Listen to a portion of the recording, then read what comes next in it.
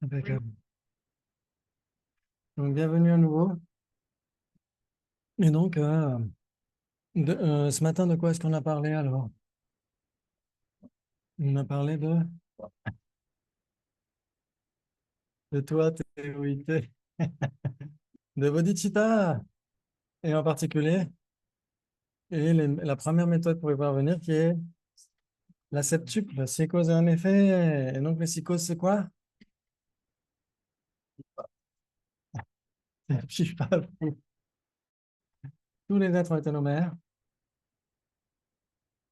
Oui, se souvenir de leur bonté ensuite, vouloir leur rendre leur bonté, la bienveillance, la compassion et la responsabilité universelle. Exactement. Laksam, exactement. Adyashaya en sanskrit. Ouais. Et donc, la responsabilité. Laksam, Lakpalsamba, c'est l'attitude exceptionnelle, supérieure, etc. Ouais.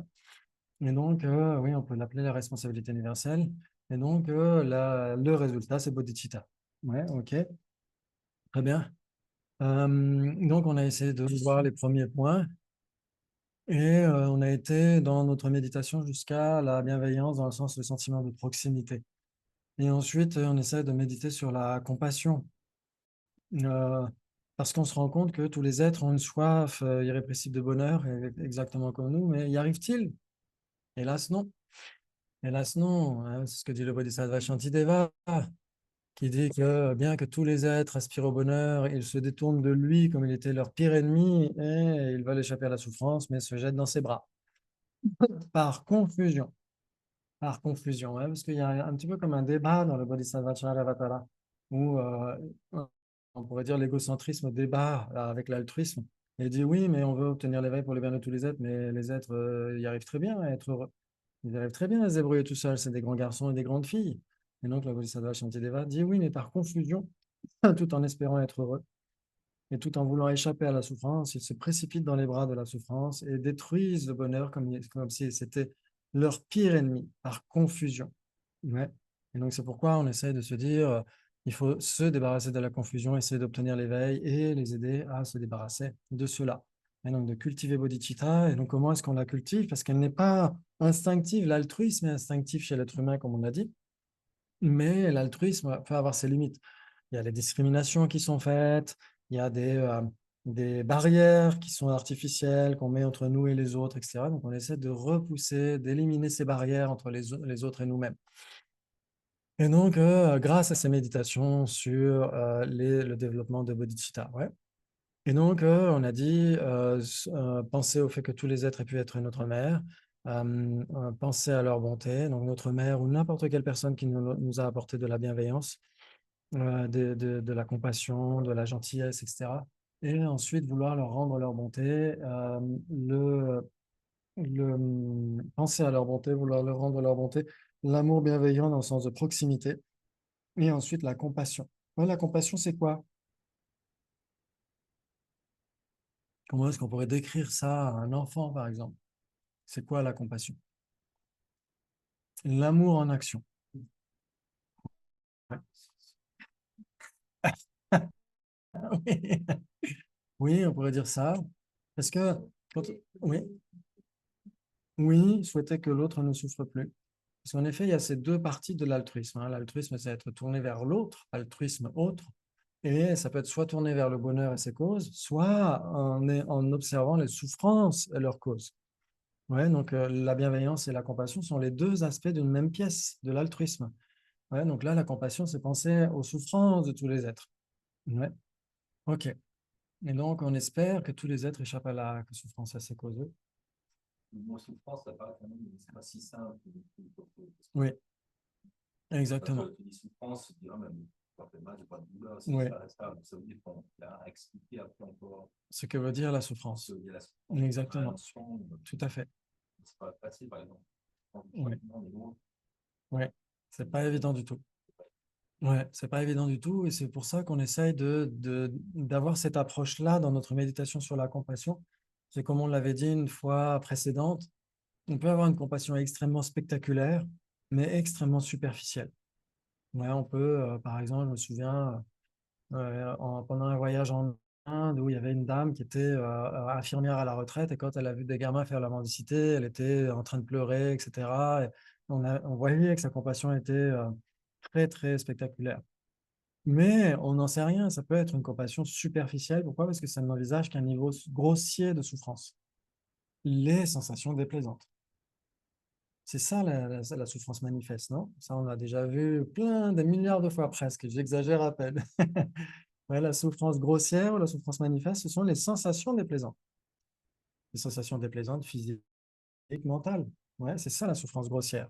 Et donc, ça peut être depuis le moindre inconfort jusqu'à des renaissances infernales. Ça peut être très, très lourd. Ouais. Mais malgré tout, même si c'est extrêmement lourd pour les enfers, etc., ça reste une souffrance grossière. Ouais. Donc, quand on essaie de méditer la compassion, on essaie de penser à ces différents niveaux de souffrance. Que veut dire la souffrance? Ben, la souffrance grossière, c'est tous les moments où on se sent mal. Tous les moments où on se sent mal, soit physiquement, soit mentalement. Et donc, on essaie de méditer comme ça. On essaie de penser à tous les êtres et se dire, OK, tous les êtres souffrent et ils ont ces différents niveaux de souffrance. Et donc, il y a le niveau le plus grossier, c'est la souffrance manifeste. Et donc, dans ce cas-là, on a une souffrance déjà universelle, mais malgré tout, qui reste superficielle. Ensuite, si on envisage la souffrance du changement, notre compassion s'approfondit. Elle peut être tout aussi universelle, mais elle est plus profonde encore, parce qu'on pense à la souffrance du changement. C'est quoi la souffrance du changement? Mûrissement d'un karma positif. Le mûrissement d'un karma positif, une sensation agréable, mais pas n'importe lesquelles. Les sensations agréables contaminées. Exactement, on pourrait dire le bonheur mondain, ou les sensations plaisantes contaminées. C'est ça la souffrance du changement. Ouais, vous vous souvenez? On en a parlé plusieurs fois. Ouais. Ok, très bien. En quoi est-ce que c'est une souffrance? Parce que ça ne dure pas. Ouais. Donc ça veut dire que la conscience du Bouddha, elle change instant en instant, donc c'est une souffrance. Oui, exactement. Exactement. Ouais. Nos sensations plaisantes sont contaminées. C'est pourquoi c'est de la souffrance. Ça veut dire que c'est un soulagement temporaire de souffrance plus grossière. C'est ça la souffrance du changement. Un soulagement temporaire d'une souffrance plus grossière. Ça donne l'apparence du bonheur, mais en fait, ce n'est qu'un soulagement temporaire de quelque chose de plus manifeste encore. Ouais, comme quand on est fatigué de marcher, on va s'asseoir. Quand on est fatigué d'être assis, on va se lever, etc., etc. Ouais. Donc c'est ça, en fait, la souffrance du changement. Ouais, ce sont toutes les sensations plaisantes contaminées. Et aussi, c'est l'appât. C'est ce qui nous a gardés dans le samsara depuis les temps sans commencement. Ouais. C'est samsara spécialement fait pour vous, écrit en néon avec jacuzzi, 5 étoiles, etc. Personne n'a envie d'en sortir. Parce qu'on est attrapé, on est appâté par toutes ces sensations plaisantes qui sont malgré tout contaminées, qui ne montrent pas leur vrai visage. Ouais. Et donc, quand on pense à ça, déjà pour nous, on développe le renoncement par rapport à ce type de souffrance. Et quand on l'évoque pour les autres, eh ben, on développe une compassion plus profonde que la première. Parce elle envisage une souffrance plus subtile.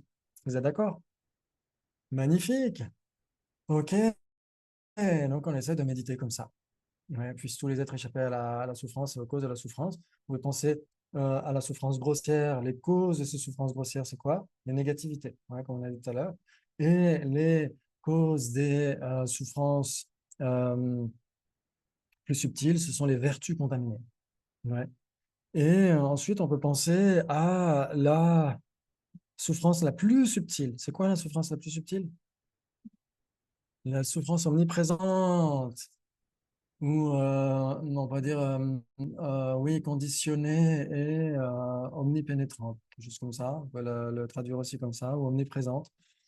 Omniprésente. Et donc, c'est quoi ce type de souffrance? Comment est-ce que vous pourriez l'expliquer? Dans le samsara, on a toujours de l'insatisfaction, on a toujours une sensation qu'il y a un truc qui cloche, même si c'est pas évident qu'on trouve comme ça, mais on ressent intimement qu'il y a quelque chose qui ne va pas. Oui, Voilà. oui, en effet, on pourrait dire ça. Une privation de liberté, ouais, c'est associé à ça exactement, une privation de liberté, c'est exactement ça. Ça veut dire que même si on est au début, on était dans une forme de cauchemar, par exemple, et ce cauchemar, il est remplacé par un rêve magnifique. Même ce rêve magnifique, il y a quelque chose de relaté à la base, c'est qu'on ne se rend pas compte que c'est un rêve. Ouais, c'est projeté par notre esprit, on prend ça pour la réalité. Et donc, il y a quelque chose qui cloche à la racine, exactement. Il y a un manque de satisfaction dû à cette privation de liberté. On ne réalise pas la nature des choses telles qu'elles sont.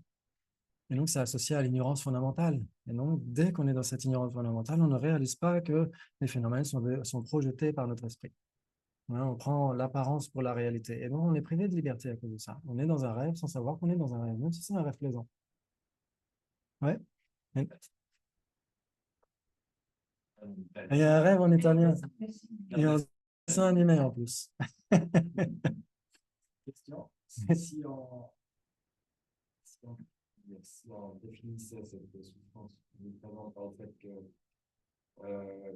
dans le samsara, tout ce qui naît doit mourir, enfin, je sais pas comment on ouais, et en fait, ça crée justement cette parce que ça, c'est tout ce qui naît, dès que c'est né, c'est voué à la mort. Même à la naissance, il y a directement la notion de mort et de. Donc, est-ce que ça fait aussi partie de cette souffrance du pénétrant ou c'est plutôt la souffrance du changement?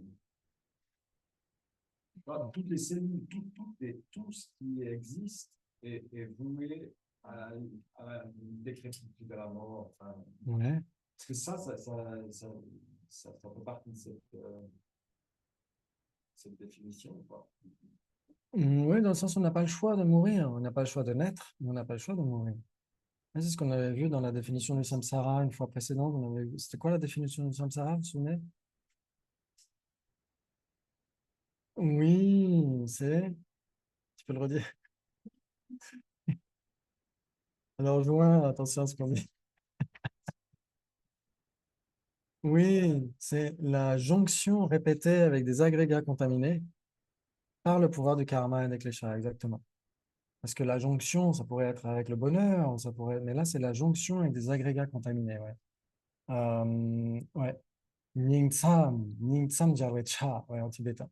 Et donc, c'est pourquoi Six parle de jonction, parce que c'est exactement en tibétain comme ça. C'est la jonction répétée avec des agrégats contaminés par le pouvoir du karma et des afflictions. Et donc, pas par choix. C'est par le pouvoir d'autres. C'est pas par notre pouvoir. Et donc, forcément, c'est une privation de liberté. Et donc, on n'a pas le choix de naître, on n'a pas le choix de mourir. Peut-être que c'est associé à ça, non? Je sais pas, moi, je pose la question, si je dois l'expliquer, Oui. si je dis ça à quelqu'un, est-ce que je suis dans l'explication ou pas? Oui. Oui, après, si on dit oui que tout ce qui est produit est né à est voué à cesser, on pourrait dire oui, au second moment, ça doit cesser pour laisser la place à quelque chose d'autre. Mais il y a des phénomènes qui sont impermanents et qui sont durables, qui durent là pour toujours. Ouais, par exemple, le continuum de matière, le continuum de la conscience, etc., c'est impermanent, ça change d'instant en instant.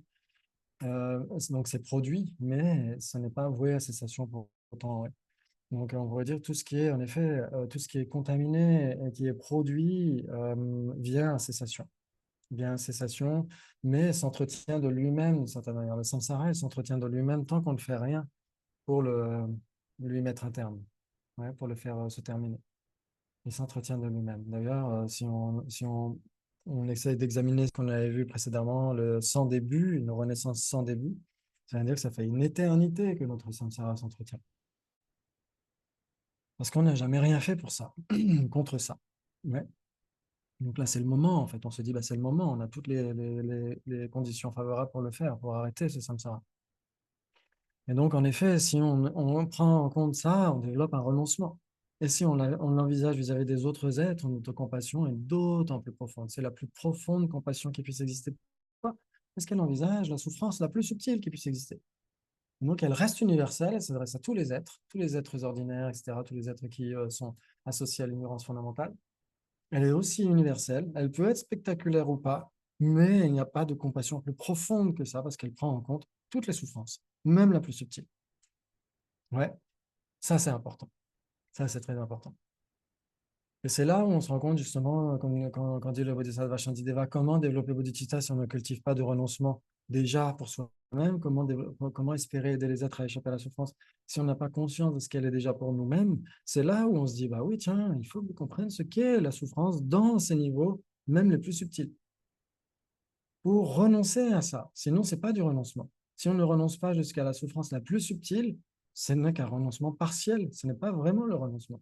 Ouais, dans l'attitude première du lamrim, c'est quoi la première attitude du lamrim? Dans les trois attitudes. Ah, c'est la numéro 1. Facile, non?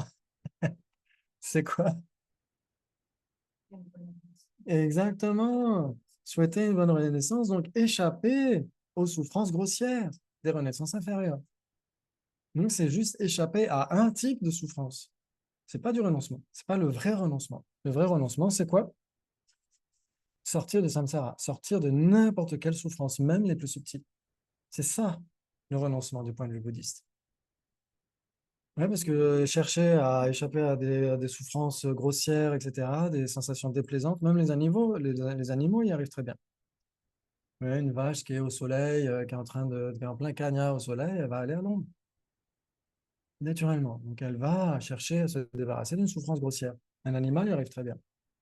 Ouais, et les personnes qui pratiquent les niveaux de concentration, même dans les niveaux, dans les traditions non bouddhistes, chez les hindous, etc., qui développent les niveaux de concentration, peuvent même se débarrasser temporairement de la souffrance du changement. Quand ils arrivent au niveau 4 de la forme ou au niveau du sans forme, il n'y a plus de sensations plaisantes, contaminées. Donc, ils échappent aux souffrances du changement. Mais ils ont toujours la souffrance inhérente au conditionné. Tant qu'ils n'ont pas eu la sagesse de la vacuité, etc., etc. Ouais. Donc, tant qu'ils n'ont pas contrecarré cette ignorance qui nous plonge dans le rêve. Ouais, ça joue, ça vous parle? Et donc, quand on pense à ça et qu'on envisage ça vis-à-vis de tous les êtres, notre compassion est la plus profonde qui puisse exister. Parce qu'elle prend en compte même les niveaux de souffrance les plus subtils. Est-ce que l'éthique, l'éthique concentration sagesse, ça fait justement les trois souffrances? Non, en fait, l'éthique, la concentration et la sagesse, ça permet d'éliminer toutes les souffrances, ça veut dire que ça nous permet d'obtenir la libération. Non, mais je veux dire, si on a l'éthique, ça nous Oui. permet d'avoir d'éliminer la première souffrance, Oui. si on a une renaissance Ah oui, oui, ça peut être les... l'état Ok. de concentration, ça élimine la souffrance Ouais. du changement, et la sagesse élimine la concentration, la Ouais. souffrance de... C'est pas mal du tout. Ouais, exactement. Ouais, c'est pas mal du tout, ouais. Faudra mettre un copyright. Rien. Excellent. Et c'est très lié aussi à cette strophe que vous connaissez par cœur. Ouais. Digbati en Midyaching, Gewa Punsuso Parje, Rangi Semni on Sujul Dini Sangi Tempayin. Ouais, dans le Dhammapada, le Bouddha dit ça, il dit abstenez-vous de toutes les négativités, accomplissez un trésor de vertu et disciplinez cet esprit qui est le vôtre. Tel est l'enseignement du Bouddha. C'est exactement lié à ça. C'est-à-dire que si on veut se débarrasser de la souffrance, il faut se débarrasser des causes de la souffrance, donc s'abstenir des négativités. Donc l'éthique. Et ensuite, il faut développer des trésors de vertu grâce, par exemple, à bodhicitta dans les trois aspects principaux de la voie. Ouais. Et qu'est-ce qu'on doit faire ensuite? On doit, bien sûr, développer la concentration et la sagesse pour se débarrasser, pour discipliner parfaitement notre esprit. Donc, c'est lié à ça aussi. Ouais, sauf qu'il y a bodhicitta en plus, dans le sens où on applique ça à tous les êtres. Mais fondamentalement, on peut dire, ouais, les trois entraînements supérieurs, magnifiques, c'est pour échapper aux trois types de souffrances. C'est chouette, ça. Excellent, bravo, 10 points pour Gryffondor. Excellent, oui, Maria. Pardon, parce qu'à un petit moment, j'ai perdu le fil quand on parlait de même les êtres qui sont arrivés à un niveau 4, Oui, qui peuvent de la échapper à forme. la souffrance ressentie de ce changement, mais il y a Oui. encore quelque chose qui demeure. Mm. Et là, je C'est la sais. souffrance la plus subtile. Oui, mais tu as dit autre chose, tu as précisé un peu plus. Oui. Donc, Inhérente à... oui. euh, La souffrance inhérente au conditionné ou omnipénétrante, C'est ça, c'est ouais, ça. ouais, c'est la souffrance la plus subtile. Ouais. On peut dire qu'elle est associée aux sensations neutres. Ouais, ça veut dire, comme on l'a dit, les souffrances grossières, c'est toutes les sensations déplaisantes. Ouais. N'importe quel type de sensation déplaisante est une souffrance grossière. Et ensuite, les sensations plaisantes, contaminées, c'est la souffrance du changement. Et la souffrance la plus subtile, elle est associée même aux sensations neutres. C'est-à-dire que la forme et le sans-forme, au niveau 4 de la forme et les 4 du sans-forme, il n'y a que des sensations neutres. Et donc, ces sensations neutres ne font qu'entretenir encore et encore cette confusion fondamentale, parce qu'elles ne sont ni plaisantes ni déplaisantes. Donc, elles sont associées à la souffrance la plus subtile. Et donc, tant qu'il n'y aura pas la sagesse qui réalisera la vacuité, impossible de se débarrasser de ça. Ouais, Oh, ça d'accord. joue? Oui, oui, merci. Ouais, C'est parti comme ça. oui. Ouais, le samsara. Alors, chez les devas, ouais.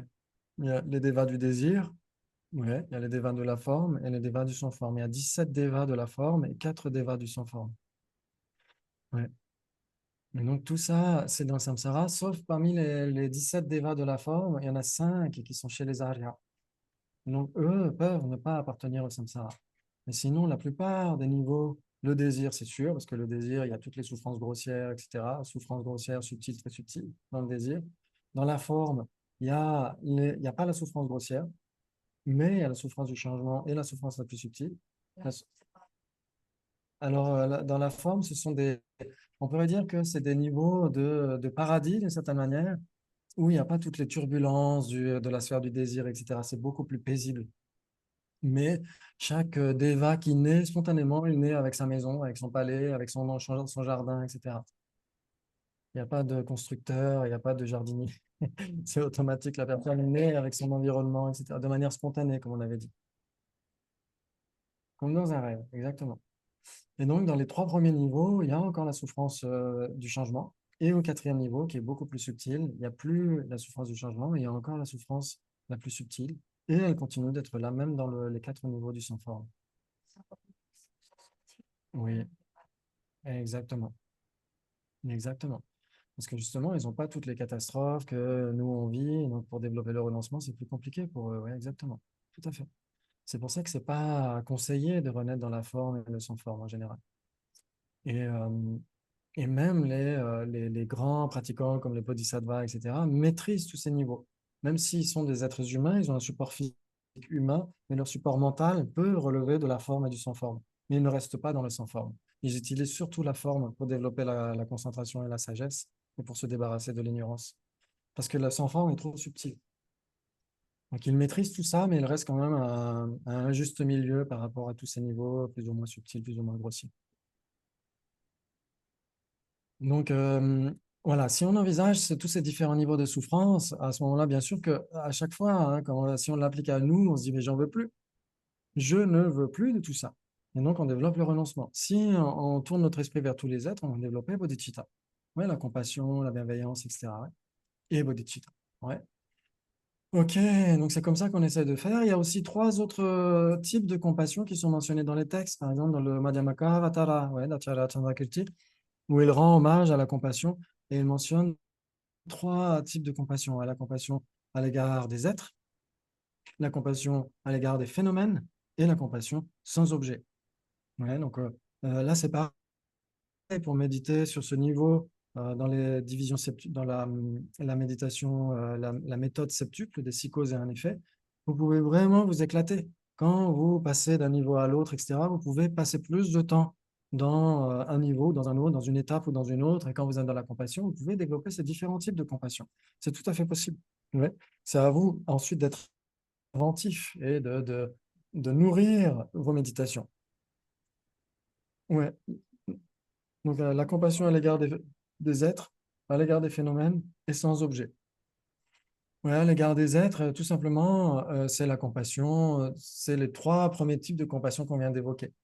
Ouais, avec, vous avez pour objet les êtres, hein, vous pouvez envisager leurs différents niveaux de souffrance. Donc ça, c'est le premier type de compassion, la compassion à l'égard des êtres, ouais, qui peut être divisée en 3. La compassion qui prend comme objet les souffrances grossières, les souffrances subtiles et les souffrances très subtiles. Ouais, ça, c'est la première compassion, la compassion à l'égard des êtres. Ouais, ça vous parle? Très bien. Et ensuite, la compassion à l'égard des phénomènes. Les phénomènes, c'est quoi? En l'occurrence, ce sont les agrégats. Ouais, vous prenez en compte les agrégats des personnes. Vous vous dites, les agrégats sont impermanents, sont totalement impermanents, mais les personnes se considèrent comme étant permanentes. Regardez toutes les catastrophes émotionnelles que vivent les gens quand il y a un décès, quand il y a un changement très soudain dans leur vie, etc.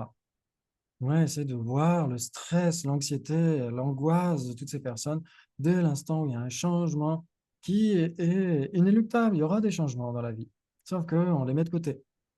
Donc, si on les met de côté, forcément, le jour où ça nous arrive en pleine face, c'est catastrophique. Ouais, donc, vous pouvez penser à ce type de compassion aussi. Et dans les textes, par exemple, Saint Dalai Lama mentionne aussi que la compassion à l'égard des phénomènes, c'est aussi prendre en compte les niveaux grossiers du non-soi de la personne. Ouais, toutes les personnes qui considèrent qu'elles ont un soi absolu, très grossier, très permanent, unitaire, autonome, etc., ou un soi autosuffisant et substantiel qui est à la racine de nombreuses afflictions qui nous font du mal au quotidien. Si vous prenez ça en compte, c'est une compassion à l'égard des phénomènes. Ouais, vous dites que les personnes sont données d'existence autosuffisante et substantielle, mais ils sont persuadés qu'ils ont une existence autosuffisante et substantielle. Et donc, à cause de cette erreur fondamentale, il y a énormément de souffrance, beaucoup d'afflictions. Ouais. Et ensuite, vous pouvez aller plus loin en pensant au fait que les phénomènes, les êtres sont totalement dénués d'existence inhérente, mais ils sont persuadés qu'ils ont une existence inhérente. Ouais, donc, vous n'observez pas du tout l'existence inhérente chez les êtres. C'est la compassion sans objet. Vous ne réifiez pas leur existence. Vous ne saisissez pas les êtres comme ayant une existence inhérente, ni leurs agrégats comme ayant une existence inhérente. C'est la compassion sans objet. Sans l'objet que serait l'existence inhérente. Ouais. Et donc, à ce moment-là, vous unissez la compassion et la sagesse. C'est très beau. C'est très, très beau. Je comprends pas bien s'il n'y a pas l'ignorance, s'il n'y a pas l'objet.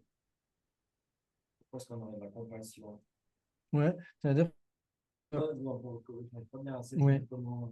C'est-à-dire que là, sans objet, ça veut dire sans l'objet que serait l'existence inhérente. Ça veut dire qu'on comprend qu'il n'y a pas d'existence inhérente, mais hélas, les êtres, comme nous d'ailleurs la plupart du temps, on saisit l'existence inhérente de nous-mêmes, de nos agrégats, de notre situation, etc. Et donc, c'est ça, en fait, la racine de la souffrance, en fait. C'est cette saisie fondamentale, l'ignorance fondamentale, qui nous piège dans le rêve. On est persuadé que le rêve est la réalité. Et donc, le samsara s'entretient de lui-même.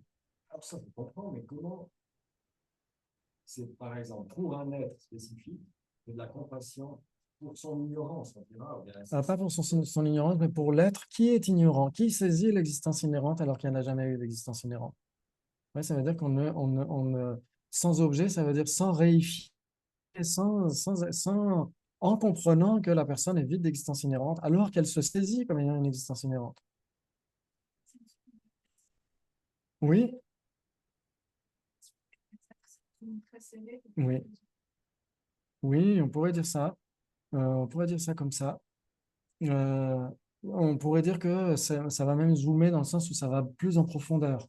C'est-à-dire qu'on voit le superficiel des êtres, en effet, qui ont beaucoup de souffrances diverses et variées, mais après, on essaie de comprendre leur réalité impermanente, leur réalité en tant qu'absence d'un soi grossier et leur réalité en tant qu'absence de soi subtil. Ouais. Donc, quand on fait cet hommage, par exemple, vous connaissez tous la prière de Mitsema, Mi Metsewete Tiantiarezi. Ouais, Mitsema, c'est ça? Exactement, Avalokiteshvara, qui est ce trésor de compassion sans objet. C'est-à-dire que c'est la personnification de cette compassion qui comprend la vacuité d'existence inhérente, qui n'appréhende pas l'existence inhérente, qui n'a pas pour objet l'existence inhérente, parce qu'elle réfute l'existence inhérente. C'est magnifique. Ça ne veut pas dire sans objet du tout. Ça veut dire sans l'objet que serait l'existence inhérente. C'est ça que ça veut dire. Ouais. Ça veut dire, par exemple, dans les sutras, c'est mentionné comme ça, ne rien voir est la vraie vue. Ouais, ne rien voir est la vraie vue. Ça veut dire ne rien voir comme existant de manière inhérente. C'est ça la vraie vue. La vue juste. Ouais, donc ça, on aura 2 week-ends sur la vacuité, donc on pourra s'éclater là-dessus. Mais, mais c'est ce que veut dire ça. Ça veut dire la compassion qui est associée à la sagesse de la vacuité. On envisage les êtres comme étant semblables à des illusions, comme des arcs-en-ciel, etc., alors qu'ils se saisissent comme étant purs et durs, comme étant la réalité, etc., et qui souffrent à cause de ça. Ouais, ça vous parle? Ouais, c'est associé sagesse et compassion. Le vaste et le profond. Et donc, ça, c'est la compassion, d'une certaine manière, qui est extrêmement subtile, extrêmement profonde. Ouais.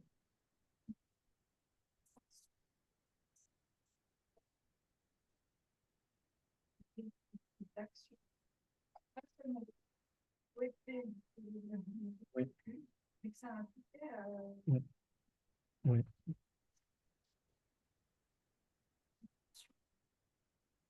Ouais. Alors, en fait, c'est quand on parle de la grande compassion. La grande compassion, c'est faire quelque chose, nécessairement, vouloir que ce soit à soi seul, vouloir que tous les êtres échappent à la souffrance.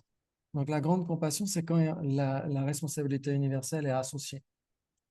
Ouais, dans les 6 causes. Donc, on a dit reconnaître tous les êtres comme étant été nos mères, leur bonté, vouloir leur rendre leur bonté, l'amour bienveillant, la compassion, et ensuite la responsabilité universelle.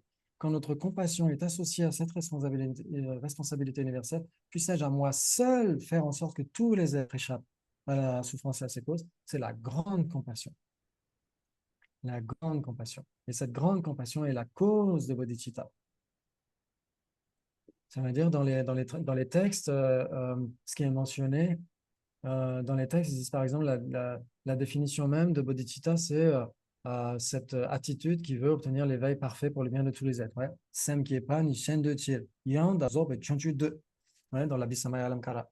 Et dans ces textes-là, justement, ils disent que la grande compassion, c'est ça qui active le lignage marianiste. Si quelqu'un développe la grande compassion, cette personne va entrer dans le Mahayana. Donc ça veut dire quoi? Cette personne va développer bodhicitta. Nécessairement. C'est magnifique. Ouais. Alors, si cette bienveillance est associée à la responsabilité universelle, on parlera du grand amour, exactement.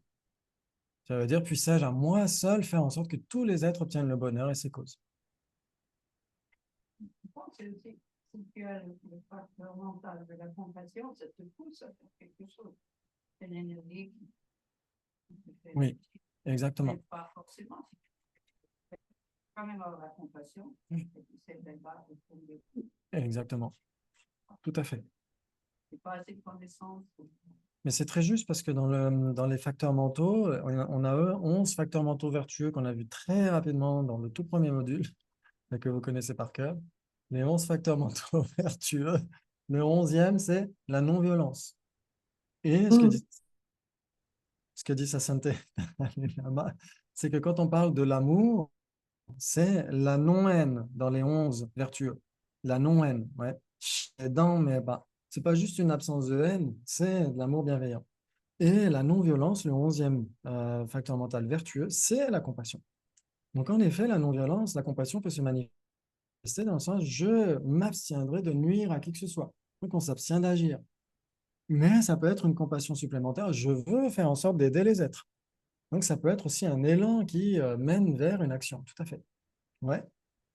Donc, en effet, ça, c'est très important de voir que la compassion n'implique pas nécessairement un acte, comment dire, physique ou verbal, mais c'est déjà un acte mental, de toute façon. C'est déjà un acte mental, d'une manière ou d'une autre. Ouais. OK. Ensuite, idéalement, bien sûr, c'est de l'appliquer au quotidien, de faire de son mieux pour ne nuire à personne. Et si en plus on peut aider, bah, tant mieux. Et essayons d'aider autant que possible. Si on ne peut pas le faire, comme dit sa santé, au moins abstenons-nous de nuire à qui que ce soit. Ouais, donc la non-violence, elle repose totalement sur la compassion. Et on pourrait même dire que oui, ce sont deux faces d'une même pièce. OK, parce qu'en effet, dans les 51 facteurs mentaux, il n'y a pas la désignation compassion, il n'y a pas la désignation amour bienveillant, mais on peut les classer quand même parmi les 11 facteurs mentaux vertus. Ouais. Oui, amour bienveillant, bienveillance, il y a plusieurs façons de traduire. Ouais. Maîtrise, ouais. Ouais, c'est l'aspiration à ce que les êtres obtiennent le bonheur et les causes du bonheur. C'est l'autre partie de l'altruisme. Ouais, une partie qui est l'altruisme, qui est la bienveillance, et l'autre, c'est la compassion. Ouais. C'est-à-dire comment est-ce qu'on envisage les êtres? Est-ce qu'ils veulent obtenir le bonheur? Oui. Est-ce qu'ils veulent échapper à la souffrance? Oui. Dans les deux cas, oui. Et donc, si on est tourné vers le bonheur, à ce moment-là, ça va être l'aspect bienveillance. Et si on observe plutôt les souffrances des êtres, ce sera plutôt l'aspect compassion. Tout simplement, ouais. Impeccable. Très bien. Et donc, en effet, si on associe ça à cette responsabilité universelle, ça devient la grande compassion. OK. Et il y a aussi la compassion illimitée que vous connaissez. Les 4 illimités, c'est quoi? Pif, paf, pouf. Les 4 illimités. Oui, donc il y a l'équanimité illimitée ou l'impartialité illimitée ensuite, l'amour illimité, la joie illimitée et la compassion illimitée. Ok, donc ça, vous l'avez beaucoup, beaucoup entendu, vous les voyez dans les sadhanas, elles sont toujours là. Ouais, ok. Donc en général, là, on s'entraîne à les développer, ouais, à se dire, puissent tous les êtres obtenir le bonheur et les causes du bonheur, puissent tous les êtres échapper à la souffrance et aux causes de la souffrance. Souvent, il y a l'impartialité d'abord, et parfois, elle est à la fin. Ouais, donc dans un commentaire de Sri Goya Samaja, c'est mentionné, si vous voulez vous entraîner vous-même à développer les quatre infinis, vous commencez par l'impartialité. Mais si vous voulez que ce soit les autres qui la cultivent, vous pouvez la mettre en dernier. Pourquoi c'est pas contradictoire? C'est comment est-ce qu'on pratique? Ouais. Pour ça, des fois, c'est au début, des fois, c'est à la fin. Ensuite, normalement, la compassion illimitée, l'amour illimité, etc., normalement, on les appelle les Brahma Vihara, les demeures de Brahma. Ouais, les quatre illimités dans le sens les quatre demeures de Brahma. Ça veut dire quoi? Ça veut dire que quelqu'un qui développe les niveaux de concentration, les dhyānas de la forme, etc., et que cette personne développe la compassion, cette compassion devient une compassion illimitée. C'est-à-dire que dans mon continuum à moi, qui n'est pas du tout de dhyana, de concentration, etc., ce n'est que de la compassion. Ça ne peut pas être de la compassion illimitée. Pour quelqu'un qui développe les niveaux de concentration, sa compassion devient une compassion illimitée. Ouais, ça vous parle? Ok. Donc, ça dépend des niveaux de concentration. C'est pourquoi on les appelle aussi les Brahma Vihara. Ok, très bien. Et donc, vous pourriez vous demander, comme quand on fait pendant les débats, combien de possibilités entre grande compassion et compassion illimitée? Ok, normalement 4. Ouais, mais c'est pas très grave. Vous pouvez mettre ça de côté. Normalement, les bodhisattvas, tels que les Arya bodhisattvas, ils ont nécessairement les deux. Nécessairement la grande compassion et la compassion illimitée. Ouais, leur compassion, c'est les deux, tout simplement. Ok. Très bien. Donc, c'est ce à quoi on aspire à développer cela. Ouais, mais tant que ce n'est pas le cas, ce n'est pas grave, on s'entraîne. On s'entraîne. Et donc, cette responsabilité universelle, si ça vous intéresse, il y a un livre qui a été euh, peut-être coécrit par Sophia Sridriver, ça s'appelle L'âge de la responsabilité universelle de sa sainteté Dalai Lama. Ouais, c'est très, très, c'est passionnant. On voit comment est-ce qu'il emploie ça sur différentes sphères, différents cercles, ouais, des plus vastes jusqu'aux plus intimes, etc. C'est juste magnifique. La responsabilité universelle. Et ça, il n'y a pas besoin d'être religieux, il n'y a pas besoin d'avoir une tradition spirituelle pour essayer de la aussi entraîner. Ouais. OK. Ça s'appelle l'âge de la responsabilité universelle. Mm. Et, euh, et donc, cette responsabilité universelle, c'est quoi en fait? Comme on l'a dit, c'est quoi? Quelle est sa composante? C'est comment est-ce qu'on pourrait la décrire?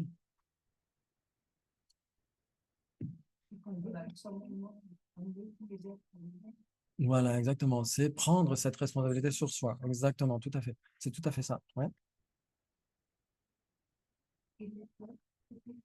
Ouais, Sophia Strehl-River et sa sainteté Dalai Lama.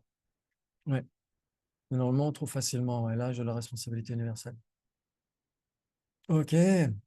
Donc, on se dit, puissais-je à moi seul faire en sorte que tous les êtres échappent à la souffrance et à ses causes? Et donc, dans ce cas-là, notre compassion devient la grande compassion, comme on l'a dit. Et après, quel est le constat? J'y arrive pas. J'ai déjà du mal à m'octroyer un maximum de bonheur à moi. J'ai déjà du mal à être un guide fiable pour moi-même, alors imaginez pour les autres. Mais donc, qu'est-ce qu'on doit faire? Cultiver bodhicitta, donc obtenir l'éveil pour le bien de tous les êtres. Vous êtes d'accord? Ok. Vous avez le droit de ne pas être d'accord. Ok, donc c'est pourquoi cette bodhicitta, il faut qu'on essaie de la définir, ouais, parce que c'est le résultat de la première méthode, la méthode septuple, mais c'est aussi le résultat de la seconde, hein, l'égalisation et l'échange de soi avec autrui. Donc, dans l'Abhisamalamkara, la strophe 19, chapitre 1, qui dit, en effet, c'est cette aspiration à obtenir l'éveil insurpassable pour le bien des autres. Ouais, littéralement. Donc, pour le bien de tous les êtres. Donc, il y a une double aspiration. Il y a une double aspiration. La première aspiration, elle est causale, c'est la grande compassion. Ouais, c'est ça, la première aspiration, la plus importante. Vouloir accomplir le bien de tous les êtres. Dans Bodhicitta, c'est la plus importante, c'est la causale, l'aspiration causale. Puissais-je à moi seul faire en sorte que tous les êtres obtiennent la libération par rapport à la souffrance et à ses causes. Ouais. Ça, c'est la première aspiration. La seconde aspiration, c'est qu'est-ce que je vais faire pour ça? Obtenir l'éveil. C'est l'aspiration résultante. Je dois à tout prix obtenir l'éveil pour accomplir le bien de tous les êtres. Vous êtes d'accord? C'est bodhicitta. Ouais. Ok. Et donc, en psychologie bouddhiste, on dira que bodhicitta, c'est une conscience principale. C'est une conscience principale, ouais. Une conscience mentale principale. Et elle est associée à deux facteurs mentaux. On a dit l'aspiration causale, vouloir accomplir le bien de tous les êtres, et l'aspiration résultante. Pour cela, qu'est-ce qu'on doit faire? Obtenir l'éveil. Ouais, ça vous parle? Et donc, plus on sait ce qu'est bodhicitta, j'imagine que plus on peut se familiariser avec ça, parce que sinon, on pourrait mal comprendre ce que ça veut dire, et donc, forcément, on pourrait s'entraîner avec un truc qui est biaisé ou incorrect. Donc, c'est pourquoi c'est très important de savoir ce qu'est cette bodhicitta qu'on essaye de développer, de faire en sorte de cultiver. Ouais, ok. Très bien. Très bien, très bien. Et donc, comme dit Sainte Lama, on peut avoir une bodhicitta ou un renoncement, une prise de refuge qui sont de meilleure qualité si on sait ce vers quoi on aspire. Parce qu'on se dit, il faut que j'obtienne l'éveil, mais c'est quoi l'éveil? Il faut que j'obtienne l'état de Bouddha pour le bien de tous les êtres, mais c'est quoi l'état de Bouddha? Si on se dit peut-être que c'est un menu asiatique, peut-être que c'est ce qu'on trouve dans les restos chinois. Ouais, c'est quoi l'état de Bouddha? Vous vous souvenez quand on avait parlé des trois joyaux, on avait parlé de la prise de refuge dans les trois joyaux, c'était le module avant-dernier ou avant-avant? On avait parlé de Samsara et Nirvana. Avant, on avait parlé de peut-être, ouais, c'était en avril, les trois joyaux. Vous vous souvenez le refuge dans les trois joyaux? On avait donné les définitions, donné dans l'Uttara Tantra, etc. Ouais, il y a les quatre corps du Bouddha exactement, qui sont.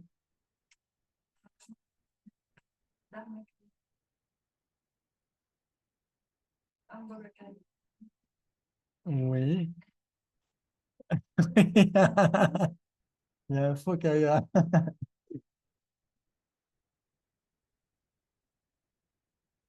Non. Dharmakaya, Sambhogaya, c'est ça? Oui, Sambo Ga Kaya, Sambhogakaya. ou même des fois c'est Sambo Gika Kaya, ça dépend aussi des termes sanscrits, mais c'est pas très grave, ça veut dire corps de gloire ou corps de jouissance, on pourrait dire. Ok, ouais, et Rupak et Nirmanakaya. Et Nirmanakaya. Ouais, on pourrait dire que vous avez l'esprit du Bouddha et le corps du Bouddha. Ouais, le Dharmakaya et le Rupakaya, le corps de vérité et le corps de forme, on pourrait dire. Et ensuite, ces deux-là se subdivisent. Il me semblait avoir des diapos là-dessus, mais ça ne va pas vous apporter grand-chose parce que c'est juste les noms qui sont donnés. Euh, mais on peut les voir quand même. Ça va nous donner un support visuel. Ok.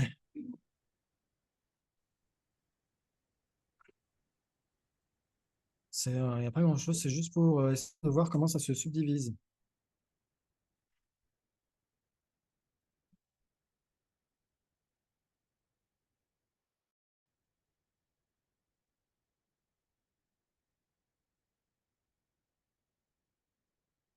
Ok.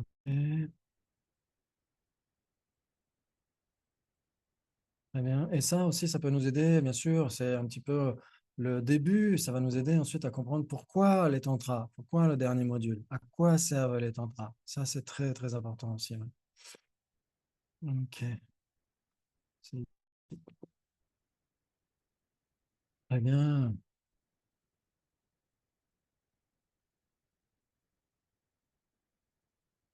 Ok. Très bien. Donc, on a les deux corps de Bouddha. Pourquoi?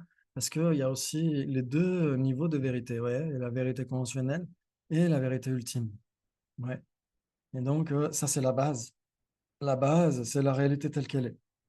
Et donc, la réalité elle-même, c'est une immense cuillère. Oui, Maria? Je vois rien. Ouais, ça Ah, devrait s'afficher dans là pas oui. longtemps. Ouais. Hmm, Bravo, très bien. Et donc, on avait dit que la réalité, c'était une immense cuillère. Parce qu'il hmm. y a un aspect concave et un aspect convexe. L'aspect concave, c'est la vérité ultime et l'aspect convexe, c'est la vérité conventionnelle. Ouais, donc, il y a ces deux vérités, ces deux niveaux de réalité. Et donc, c'est à partir de ça qu'on a une pratique bouddhiste. Ouais, en dépendance de la vérité conventionnelle, on va développer les mérites ou la méthode. Ouais. Et en dépendance de la vérité ultime, on va surtout développer la sagesse. Même si la sagesse peut se préoccuper aussi des vérités conventionnelles, mais principalement, c'est la sagesse de la vacuité. Ouais. Et donc, les mérites vont produire quoi? Le corps de forme du Bouddha, principalement. Et le Sambhogakaya et le Nirmanakaya, ouais, qui, eux, font partie du Rupakaya. Alors que la sagesse elle-même, elle va engendrer le Dharmakaya ou l'esprit du Bouddha, qui se divise en deux, le Swabhavikakaya et le Jnana Dharmakaya. Ouais, donc on en a plein la bouche quand on dit tous ces mots sanscrits. Mais si on comprend à peu près de quoi il s'agit, vous avez le corps de forme, Rupakaya, et le corps de vérité, ou l'esprit du Bouddha, ouais, le Dharmakaya.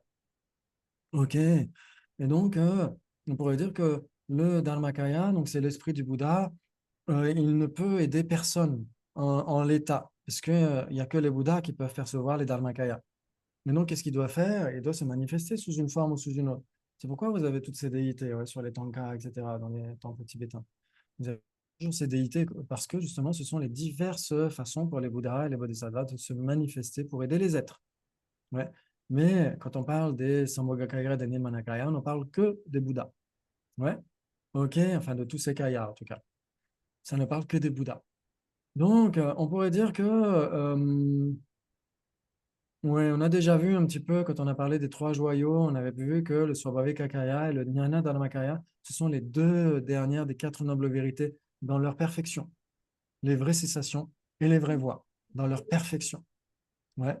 Le Swabhavikakaya, c'est la vacuité de l'esprit, c'est l'absence des voiles dans l'esprit du Bouddha. Et le Jnana Dharmakaya, c'est les vraies voies, les cognitions du Bouddha qui sont totalement parachevées. Ouais. Et donc, on a les deux vérités là aussi. Ouais, les deux dernières vérités. Et on avait vu aussi que le Bouddha joyau, c'était l'ensemble de ces kayas. Ouais, donc, le Bouddha joyau n'est même pas une personne. C'est ça qu'on avait vu précédemment. Ouais, parce que le Dharmakaya, c'est un phénomène permanent. Donc, ce n'est pas une personne. Ouais, le Rupakaya n'est pas une personne non plus. L'ensemble des deux, Rupakaya, Dharmakaya, n'est pas une personne. Donc, quand on prend refuge dans le Bouddha joyau, on ne prend pas refuge en une personne. On prend refuge dans les kayas, en dépendance desquels la personne est imputée. Ouais. Quand on parle d'un Arya Bouddha, là, on parle d'une personne. Ouais, parce qu'on parle d'un Arya, ou un être qui est un Bouddha. Ouais. OK. Et donc, c'est en ça qu'on prend refuge et c'est ça qu'on espère devenir. Quand on dit je veux obtenir l'éveil pour le bien de tous les êtres, on veut devenir ça. Et donc, c'est pour ça qu'il faut savoir ce que l'on veut devenir. Ouais.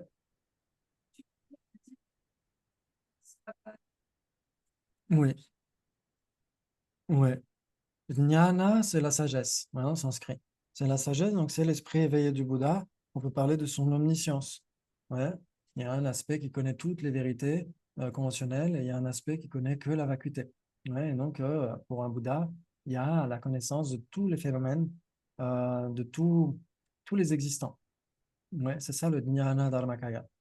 Et l'esprit du Bouddha est aussi vide d'existence inhérente qu'une table, puisque tout est vide d'existence inhérente. Ouais, notre esprit est vide d'existence inhérente, l'esprit du Bouddha est vide d'existence inhérente. Donc, ça, c'est la pureté naturelle du Swabhavikakaya. Swabhava, ça veut dire la nature. Ouais, donc là, on peut dire le corps de nature du Dharmakaya. Et donc, il y a une nature qui est la nature ultime, la vacuité d'existence inhérente de l'esprit du Bouddha. C'est un aspect du Swabhavikakaya. Et il y a l'autre aspect, c'est qu'il a éliminé les voiles.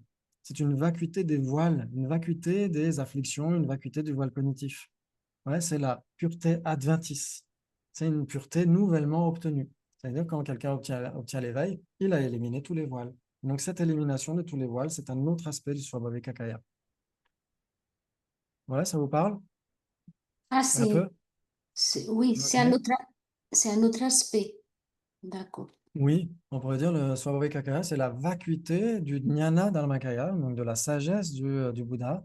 Et il y a Mm. aussi une autre vacuité, c'est une vacuité d'altérité, comme si on a une tasse vide de thé, et ben l'esprit du Bouddha est vide des voiles. Et donc, c'est aussi cette pureté-là qu'on évoque comme étant le Swabhavikakaya, l'autre aspect du Swabhavikakaya. Ouais, ça vous parle? C'est plus clair ou pas? Si c'est plus Mm. clair, c'est pas grave. C'est pas très grave. Ce qui compte, c'est de voir que ici, c'est le parachèvement des deux dernières nobles vérités. Vous vous souvenez quand on avait parlé des trois joyaux, Bouddha, joyau, Dharma, joyau, Sangha, joyau. De quoi est-ce qu'il s'agit en particulier? C'est est-ce que il s'agit des deux dernières nobles vérités, les vraies cessations et les vraies voies. Ouais. Le Dharma, joyau, c'est ça, les vraies cessations et les vraies voies dans le continuum de quelqu'un, que ce soit dans notre futur continuum ou dans le continuum de quelqu'un d'autre. Ouais. Et quelqu'un qui possède ces deux dernières nobles vérités, le dharma joyau, ouais, les vraies cessations et les vraies voies, c'est un arya, nécessairement. Ouais. Et donc, c'est un sangha joyau. Un arya est un sangha joyau. Et quand cet arya a eu les vraies cessations et les vraies voies dans leur plénitude, ça devient un arya Bouddha. Ouais. Et donc, on a les trois joyaux en dépendance des deux dernières nobles vérités. Ok. Vous pouvez regarder les vidéos du module sur les trois joyaux. Ok, très bien, très bien. Et donc, comme on a dit ici, le Swabhavikakaya, le Jnana Dharmakaya, c'est le Dharmakaya, c'est l'esprit éveillé du Bouddha, même s'il y a un aspect de vacuité. Ouais, le Swabhavikakaya, c'est un aspect permanent. Ouais, ok. Et donc, ça, c'est son esprit éveillé, on pourrait dire en gros, le Dharmakaya. Et donc, il ne peut rien faire tout seul, il a besoin de se manifester pour aider les êtres. Ouais, et donc, les Sambhogakaya, ils aident les Arya Bodhisattvas. Il n'y a que les Arya Bodhisattvas qui peuvent, dans les terres pures, recevoir des enseignements des Sambhogakaya. Ouais. Et pour les êtres plus ordinaires comme nous, à ce moment-là, ils ont besoin de corps plus grossiers, les corps d'émanation, les Nirmanakaya. Comme ça, ils peuvent s'adresser à tous les êtres, quels qu'ils soient, pour les aider. Ouais, ça vous parle? C'est pour Oui. ça qu'on va obtenir l'éveil, c'est pour aider tous les êtres à se débarrasser de la souffrance. Et donc, on a besoin d'obtenir une perfection intérieure, le Dharmakaya, et la perfection de la manifestation pour aider tous les êtres, le Rupakaya. Ouais, ok, très bien. Ok, donc ça, c'était juste parce que dans le Sutra du Diamant, le Vajrakshetika Sutra, le Bouddha dit: ceux qui me voient dans ma forme ou croient m'entendre dans le son de ma voix s'engagent dans l'erreur, cela ne me voit pas. Il dit en réalité, le Bouddha est le Dharmakaya. Ouais, ok, très bien. Ouais. Et ensuite, ok, très bien. Et ensuite, oui, ça c'était par rapport à cette strophe 20 dans la louange aux 17 pandits de Nalanda de sa sainteté Dalai, mais on l'a déjà vu aussi. On avait vu qu'en dépendance des deux vérités, on comprend les quatre nobles vérités et donc on comprend les trois joyaux. Ouais, ça c'est très très important, c'est primordial. Ok, donc si ça vous dit, on en reparlera une autre fois. Mm. Parce qu'on en a déjà parlé. Oui, on va faire une pause. On va faire une petite pause, merci beaucoup, parce que c'était extrêmement dense. Donc, après la pause, on va essayer de reparler des kayas. Donc, je vais vous poser des questions sur les kayas et donc, je vais essayer de rester concentré, même pendant la pause. À tout à l'heure, dans 5-6 minutes. Oui, on va la revoir. On va revoir les diapos juste après. Très bien, donc, on a dit qu'en effet, ouais, on a dit que l'éveil, en fait, n'arrive pas sans cause. Bien sûr, il y a des causes appropriées. Ouais, si on se dit puisse obtenir l'éveil pour le bien de tous les êtres, bien sûr, il y a des causes nécessaires. Les perfections, bien sûr, la pratique des perfections, on va en parler parce qu'on va parler de la bodhicitta d'engagement. Et donc, les perfections, elles sont divisées en deux, la méthode et la sagesse. Ouais. Et donc, l'aspect méthode, c'est l'aspect vaste, immense. Ouais. Et donc, c'est associé aux vérités conventionnelles. Ouais. Et la sagesse, c'est surtout la sagesse du profond. Ouais. Et c'est associé, bien sûr, à la vérité ultime. Donc, on a le profond et le vaste, le zoom et le panoramique. Ouais, à l'état d'éveil, on aura ces deux-là. On aura le zoom et le panoramique. On pourra voir la réalité des choses, l'au-delà des apparences, tout en œuvrant au niveau des apparences d'une manière parfaite. Donc, c'est ça l'éveil, non? Donc, forcément, il a besoin de causes appropriées, la méthode et la sagesse. Donc, l'aspect méthode, c'est surtout la bodhicitta et les perfections telles que le don, l'éthique, la patience, etc. Ouais. Ok. Et donc, ça donne les différentes sphères, parce que kaya, ça veut dire corps, littéralement, mais aussi, ça peut vouloir dire sphère ou dimension. Ouais, parce que quand on parle de l'esprit du Bouddha qui est un corps, ça fait un peu bizarre. Dans les tantras, on peut l'expliquer plus facilement, mais dans les sutras, ça peut faire bizarre. Donc, on peut dire la sphère ou la dimension de l'esprit éveillé du Bouddha et la dimension de la manifestation du Bouddha. Ouais. Et donc, c'est là où on parle du Dharmakaya et on parle du Rupakaya. Dharmakaya, il y a 10 sens en sanskrit de Dharma. Ça peut vouloir dire système, phénomène, etc., etc. Et ça peut vouloir dire la réalité aussi, la vérité. Donc, c'est pourquoi on parle de corps de vérité. Ouais. Pour certaines traductions, il parle de corps absolu, mais il n'y a rien qui le justifie, ni en sanskrit, ni en tibétain. Ok, et donc on peut dire corps de vérité. Et ensuite, vous avez le Rupakaya. Rupa, ça veut dire la forme, tout simplement. Donc toutes les manifestations prises par cette sagesse pour accomplir le bien des êtres. Ouais.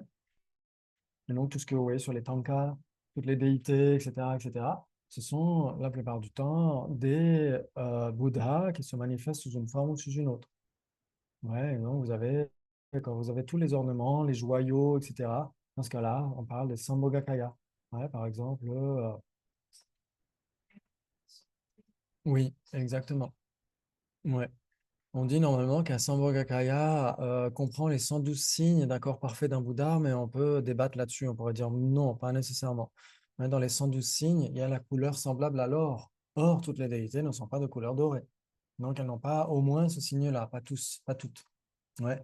Donc, en général, par exemple, Arya Avalokiteshvara, avec la couronne, les soieries, les joyaux. Arya Maitreya, ici aussi, avec les couronnes, les joyaux, etc. Arya Tara, ce sont des déités. Ouais. Dans Sambhogakaya. Exactement. Et le Bouddha de médecine, ici, avec la robe monastique, c'est un Nirmanakaya. Ouais. Ok. Et le Bouddha Shakyamuni aussi, Nirmanakaya. Ouais, exactement. Donc, c'est pourquoi, en fait, on peut dire que quand on aspire à rejoindre l'état de la déité, si c'est une déité Sambhogakaya, c'est un deva, en fait, ce n'est pas un être humain. Ouais, c'est ça qui est intéressant de voir aussi, c'est que les Sambhogakaya sont des devas, en réalité. Sont des dieux, pas des dieux dans le sens des dieux créateurs, etc. Ce sont des devas, ce ne sont pas des êtres humains. Donc, c'est pourquoi ils n'ont pas la robe monastique, parce que seuls les êtres humains peuvent prendre les vœux monastiques. Les devas ne peuvent pas. Donc, c'est pourquoi ils ne sont pas sous la forme de moines. Par exemple, Arya Maitreya, ici, au milieu, il a les couronnes, les joyaux, etc. Il n'est pas sous la forme d'un Bouddha historique, comme le Bouddha Shakyamuni, parce que c'est un Sambhogakaya, c'est une déité, un deva, et donc il n'a aucune raison de prendre les vœux monastiques, ce n'est pas un être humain. Ouais, ça joue? Ouais. Ouais. Oui, exactement. Donc, il n'a pas le signe de couleur dorée. Exactement. C'est pourquoi, quand on dit les 112 signes, oui, normalement, c'est un Nirmanakaya. Il est sous la forme d'un Nirmanakaya. Mais il y a des terres pures qui sont sous la forme de Nirmanakaya, etc. Par exemple, il y a ah, oui, aussi. Ou Avatar. Oui, oui, de Pandora.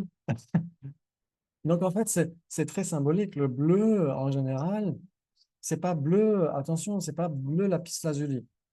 C'est Vaidurya en sanskrit, ça veut dire saphir. Ouais, c'est pourquoi la Mahāsabhāra Rinpoche, il a beaucoup corrigé les sadhanas, etc. Normalement, on ne devrait pas parler du bleu couleur lapis-lazuli parce que c'est une pierre opaque. Les devas, ils sont translucides. Le saphir est translucide. Vaidurya, ça veut dire saphir, ça ne veut pas dire lapis-lazuli. Ouais. Et donc, même dans les dernières sadhanas qu'on avait en Nalanda, la Mahāsabhāra Rinpoche avait corrigé, on avait été obligé de corriger aussi dans les sadhanas.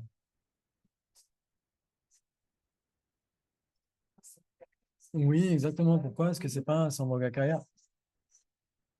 Oui, oui. Donc, normalement, il pourrait apparaître à des êtres ordinaires qui ont suffisamment purifié leur voile karmique. Normalement, les Nirmanakaya, c'est comme ça. Même si un Nirmanakaya tel que le Bouddha Shakyamuni venait maintenant là, est-ce qu'on le verrait? Pas nécessairement.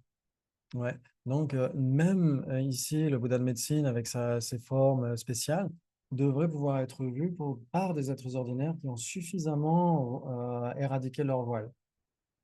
Ouais, ça veut dire que c'est pas nécessairement quelqu'un qui va se manifester à un Arya Bodhisattva. C'est pour ça qu'on dit que c'est un Nirmanakaya. Mais encore faut-il avoir purifié suffisamment ses voiles pour le voir. Comme dans l'histoire de Arya Asanga avec Arya Maitreya. Ouais.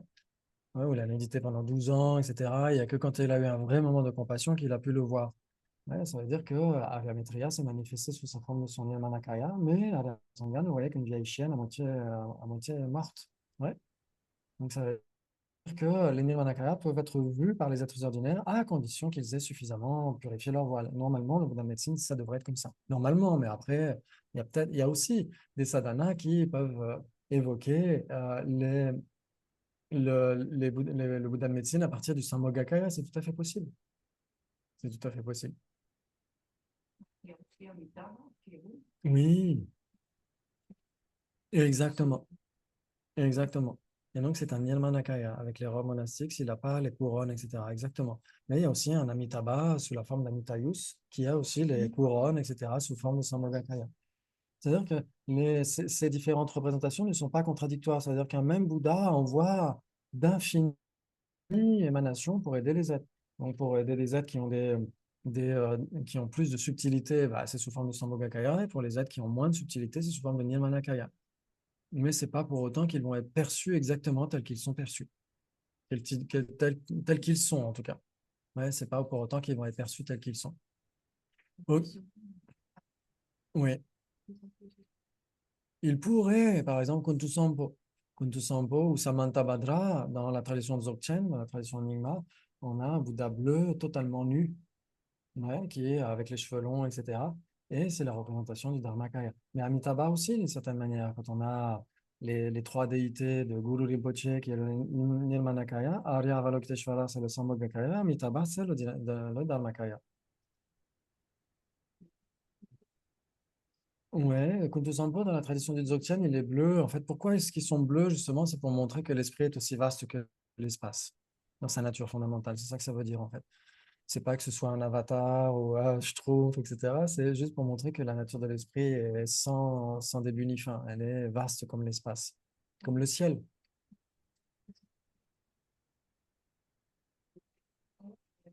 Oui,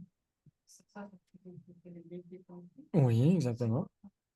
Ce sont des Bouddhas pleinement éveillés dans le Sambhogakaya nécessairement. Oui.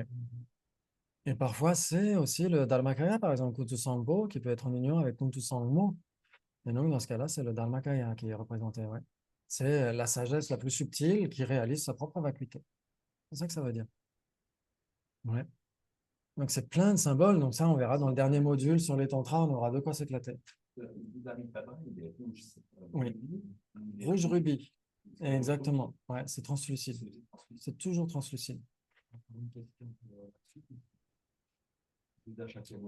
Ouais. Il est doré.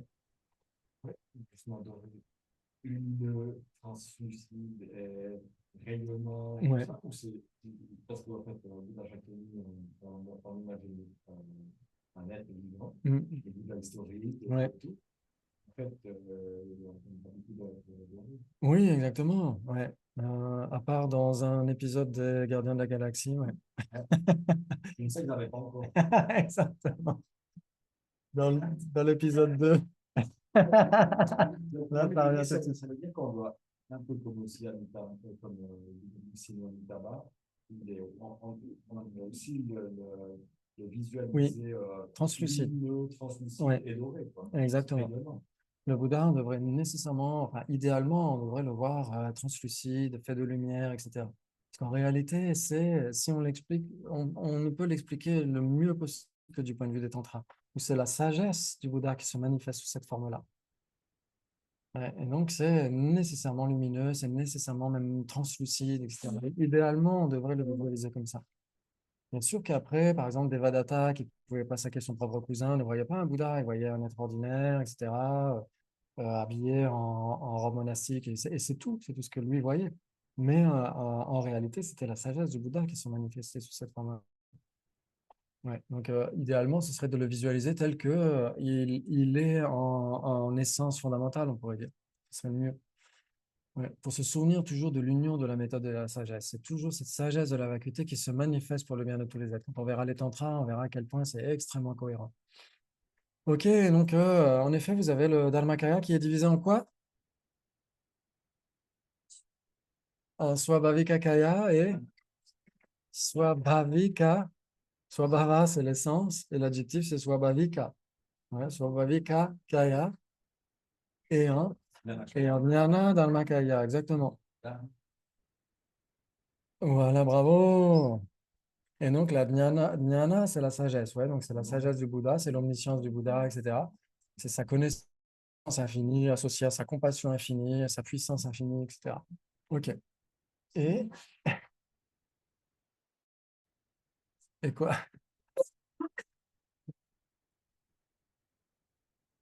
Ouais. Et donc, l'autre aspect, donc c'est le Swabhavikakaya, c'est divisé en deux, ouais, le Swabhavikakaya aussi. On a dit c'est la vacuité de l'esprit du Bouddha. Donc, comme exactement la vacuité de notre esprit, c'est sa vacuité portera ce nom-là à ce moment-là. Ouais, donc, c'est la vacuité l'esprit d'un être ordinaire, c'est sa nature de Bouddha. Et quand cette personne devient un Bouddha, on ne peut plus l'appeler nature de Bouddha, on l'appellera Swabhavikakaya, la vacuité de son esprit, tout simplement. Et le fait que son esprit soit débarrassé des voiles, ce sera aussi un aspect du corps de nature du Bouddha. Ouais. Ok. Ouais, c'est la pureté adventice ou la pureté nouvelle. Ça veut dire que si, imaginons que ma tasse soit sale, que je la nettoie, elle est nouvellement propre. Ouais, ça veut dire que l'absence des souillures est nouvelle. Ouais. Et donc, elle n'était pas là depuis toujours, cette absence de souillure. Elle arrive au moment donné où elle est propre, cette tasse. Quand l'esprit du Bouddha est totalement propre de souillure, eh ben, il y a aussi cet aspect de pureté, cette pureté adventice, cette nouvelle pureté où son esprit est totalement débarrassé des voiles. Et ça, c'est le Swabhavikakaya. Ouais, c'est l'autre aspect du Swabhavikakaya. Le premier aspect, c'est sa vacuité. L'autre aspect, c'est sa vacuité de souillure. Ouais, le premier, c'est la vacuité d'existence inhérente de l'esprit du Bouddha. Et l'autre aspect, c'est la vacuité des voiles, l'absence des voiles. C'est ça que ça veut dire. Et le jnana dharmakaya, c'est la sagesse omnisciente du Bouddha. Exactement, tout à fait. Oui, qui est associée à une connaissance parfaite, une compassion parfaite et une puissance parfaite. Vous vous souvenez pourquoi on avait évoqué ça? Vous vous souvenez de l'exemple de l'enfant qui veut passer son bac de physique? Vous vous souvenez de ça, hein? Il demande à son père, il dit voilà, son père lui dit j'étais très bon en physique, donc je peux t'aider. Ouais, donc son père a beaucoup de force et a beaucoup d'amour pour son enfant, mais il n'a pas assez de connaissances. Quand il voit les questions de bac, il dit ok, demande plutôt au voisin. Ouais, donc on va toquer à la porte du voisin et le voisin il dit quoi, qu'est-ce que tu veux? Bah, un petit coup de main pour mon bac de physique. Et le voisin est prix Nobel de physique, donc il connaît très bien tout ça. Et il lui dit c'est 5000 balles par heure. Ok. Très bien. Et donc, on revient voir le père qui dit, OK, bah, demande à ta mère, elle était très bonne en physique. Et donc, on demande à la mère et elle dit, bah, désolé, je suis malade, je vais pas très bien, et donc, on revient dans une semaine. Ouais. Et donc, aucun des trois ne peut aider l'enfant. Pourquoi? Parce que le père, il a la force et il a l'amour, mais il lui manque la connaissance. Le voisin, il a la force et la connaissance, mais il n'a pas l'amour. Et la mère, elle a la connaissance et l'amour, mais il lui manque la force. Mais s'il y a les trois, à ce moment-là, on peut aider les gens. Ouais. Ça, c'est très utile comme exemple. Ça aide beaucoup vraiment à comprendre pourquoi on a la compassion parfaite, Arya Avalokiteshvara, la sagesse parfaite, Arya Manjushri, et la puissance parfaite, Arya Vajrapani. Ouais. Ouais. La sagesse parfaite, c'est Arya Manjushri. Quand on voit sur les tankas, on voit les trois souvent. Ouais. Ritsum Gombo en tibétain, les seigneurs des trois familles. La famille la famille d'Arya Manjushri. Arya Manjushri, c'est la sagesse parfaite de tous les Bouddhas. Ouais. Et donc, comme le prix Nobel de physique ou la mère qui connaît très bien la physique, etc. Arya Avalokiteshvara, c'est la compassion infinie. Ouais, c'est l'amour de tous les Bouddhas. Ouais. Et oui, ou compassion parfaite, c'est mieux. Ouais. Et la puissance parfaite ou la capacité parfaite. Parce que s'il manque l'un des trois, on peut tout simplement pas aider les êtres. Ouais, exactement comme le père, la mère ou le voisin. Arya Vajrapani, ouais. La force, ouais, la puissance de tous les Bouddhas. Ouais, il ressemble un peu à Thor. Il y a un sutra comme ça où euh, le Bouddha donne un enseignement, etc. Il y a un Deva qui est là, qui voit le Vajrapani, qui est posé sur la table et tout. Et il dit, mais c'est quoi? Et donc, il va essayer de le soulever. Personne n'arrive à le soulever comme dans le marteau de Thor. Et il n'y a que Vajrapani qui peut le lancer comme comme une brindille. Ça représente beaucoup de choses, ouais, qu'on verra dans le dernier module. Oui, Maria. Oui, peux-tu, oui, parce que dernièrement, j'ai fait, bon, voilà, parfois, Peux-tu donner une définition? Peut-être que c'est hors contexte de Yidan et Guru, Mm. Oui, s'il te plaît. on pourrait dire que le gourou, ça veut dire quoi? Ça veut dire lourd en sanskrit. Lourd de qualité, ouais. Gourvi au féminin. Le gourou, la gourvi. Ouais, et donc ça veut dire lourd, lourd de qualité. Ouais, on va dire c'est l'ancêtre de lama. Ouais, lama en tibétain, c'est pour traduire gourou. Ouais, donc c'est pour ça quand on parle par exemple des gens qui sont des chefs de secte, on ne devrait pas dire gourou, on devrait dire faux gourou. Parce que gourou, c'est extrêmement noble. Ouais. Donc quand on parle des gens qui sont des chefs de secte, etc., qui manipulent les gens, on devrait dire des faux gourous. Ça, c'est très, très important. Parce que l'usage du vocabulaire peut vraiment planter des graines chez les gens. Gourou, c'est extrêmement noble. Ouais, c'est le maître. Moula, gourou, c'est le maître racine. Ouais, c'est le maître racine, c'est celui qui nous a donné le plus, c'est celui vers lequel on a le plus de reconnaissance, ou celui qui nous a permis de reconnaître la nature de l'esprit, celui qui nous a donné plus d'initiation, etc., etc. Donc c'est le maître racine. Hein? Sawe lama. Sawe lama. Sawa, c'est la racine, ouais. Mm. Mm. Ouais. Et donc le maître, c'est nécessairement un maître spirituel, etc. Euh, Après, peut-être qu'on n'a pas nécessairement rencontré. On peut rencontrer le Bouddha, on peut reconnaître le Bouddha Shakyamuni comme étant son maître racine, hein, ou l'un de ses maîtres racines, c'est tout à fait possible. Pour Ariana Nagarjuna, etc., c'est tout à fait possible.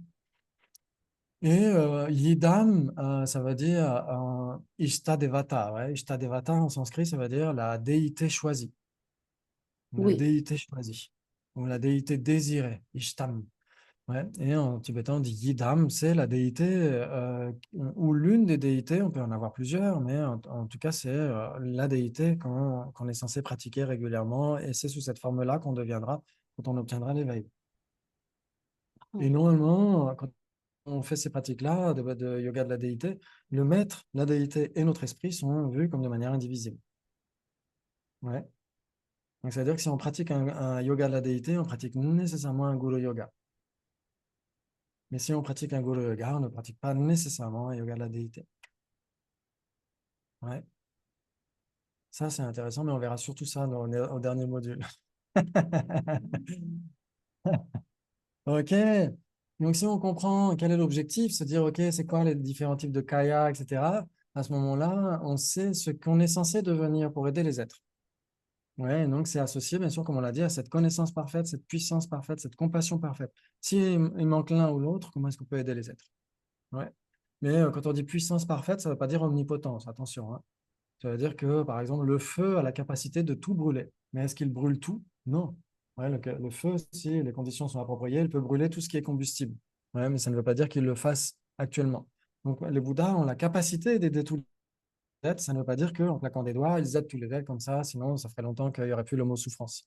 Ouais, donc, les Bouddhas sont omniscients, mais pas omnipotents. Ouais, ok. Très bien, très bien, très bien. Et donc, quand on aspire à obtenir cet état pour le bien de tous les êtres, c'est ça, bodhicitta. Et donc, bodhicitta, comme on l'a dit, c'est quoi? C'est un facteur mental ou une conscience principale? C'est une conscience principale qui est associée à combien d'aspirations? Combien de facteurs mentaux d'aspiration? Hein? Qui dit mieux? Il y a combien d'aspirations? Il y a... Alors oui, on pourrait dire il y a les facteurs mentaux omniprésents, c'est sûr. Mais sinon, le facteur mental d'aspiration, ouais, quand on dit je veux obtenir l'éveil, donc ça, c'est une aspiration. Et parce que je veux accomplir le bien de tous les êtres. Donc, il y a deux aspirations, une double aspiration. Ouais, ça, c'est très important. Une aspiration causale, je veux à tout prix accomplir le bien de tous les êtres. Et une aspiration résultante, qu'est-ce que je dois faire pour ça? Obtenir l'éveil. Ouais, ça joue? Magnifique! Ok, super. Super, super. Ok. Et donc, quand la personne développe bodhicitta spontané, ça veut dire quoi? Ça veut dire que cette personne est un bodhisattva, vous êtes d'accord? Cette personne est entrée sur les voies mahayanistes, sur la voie d'accumulation mahayaniste. Et donc, cette personne a un bodhicitta spontané. Dès elle va rencontrer des êtres, cette personne va générer spontanément bodhicitta. Elle ne va plus s'entraîner par la méditation. Tous les êtres souffrent, etc. Et je veux leur rendre leur bonté, etc. Ils n'ont plus besoin de faire ça, c'est automatique. Ok, mais ça ne veut pas dire qu'un bodhisattva ne va pas approfondir sa bodhicitta. Elle peut encore méditer sur bodhicitta. Même si cette personne est un bodhisattva et a développé bodhicitta, cette personne peut à nouveau méditer là-dessus, bien sûr, pour renforcer sa bodhicitta. Ouais, parce qu'au début, la bodhicitta, elle est semblable à la terre. Ouais, dans les 22 exemples donnés dans les Besammayalamkara, le premier exemple, c'est semblable à la terre. Ça veut dire que ça peut encore dégénérer. Il peut y avoir encore des tremblements de terre. Mais si le bodhisattva passe sur la deuxième voie d'accumulation, cette personne a une bodhicitta semblable à l'or. L'or ne peut pas s'oxyder. L'or reste de l'or. Et donc, ça veut dire que sur la seconde voie d'accumulation du Mahayana, sur la voie moyenne d'accumulation du Mahayana, le bodhisattva ne peut plus chuter. C'est terminé. Alors que sur la première voie d'accumulation, ça pourrait exister. Par exemple, l'histoire, vous vous souvenez de l'histoire de Shariputra, qui avait rencontré un démon qui lui a dit: Donne-moi ta main, et prends la mienne. Il a dit: J'ai besoin d'une main, donne-moi l'une de tes mains. Et donc, Shariputra était un bodhisattva sur la petite voie d'accumulation. Et donc, comme c'était un bodhisattva, il a donné sa main. Mais il s'est coupé la main droite et il lui a donné de la main gauche. Et chez les Indiens, ça ne se fait pas. C'est très, très impoli de donner de la main gauche. Et donc, le démon a dit: Non, non, j'en veux pas, tu me l'as donné de la main gauche. Et donc, Shariputra a dit: Oh, j'ai coupé ma main pour lui donner et il n'en veut pas. Et donc, je ne vais pas accomplir le bien de tous les êtres. Il a chuté. Il a chuté, il est devenu un Shravaka. Donc, ça veut dire que sur la petite voie d'accumulation, bodhicitta peut encore dégénérer. Mais sur la voie moyenne d'accumulation, c'est impossible. La personne ne peut que progresser. Elle ne peut pas perdre sa bodhicitta. C'est une bodhicitta semblable à l'or, inoxydable. Ouais. Ok, ok, ok. Et donc là, c'est là où on va parler des bodhicittas d'aspiration, parce que je voudrais faire l'égalisation et l'échange de soi avec autrui demain. Donc là, on peut parler, si vous voulez, de bodhicitta d'aspiration et bodhicitta d'engagement. Qu'est-ce que ça vous évoque? Qu'est-ce que vous avez déjà entendu par rapport à tout ça? Qu'est-ce que ça vous évoque? Ouais, dans le texte du Bodhisattva Shantideva, par exemple. Ouais. C'est quoi la différence entre les deux? Entre eux, c'est le souhait d'aller à... Voilà, exactement. C'est y aller. Exactement. Tout à fait. La bodhicitta d'aspiration, c'est souhaiter aller quelque part, et bodhicitta d'engagement, c'est se mettre en chemin. C'est se diriger vers cette destination de manière effective. Ouais. Donc, si on prend ce point de vue-là, on pourrait dire que sur 3 aires cosmiques incommensurables que prend le voyage vers l'éveil dans les sutras, la bodhicitta d'aspiration n'arrive qu'au début.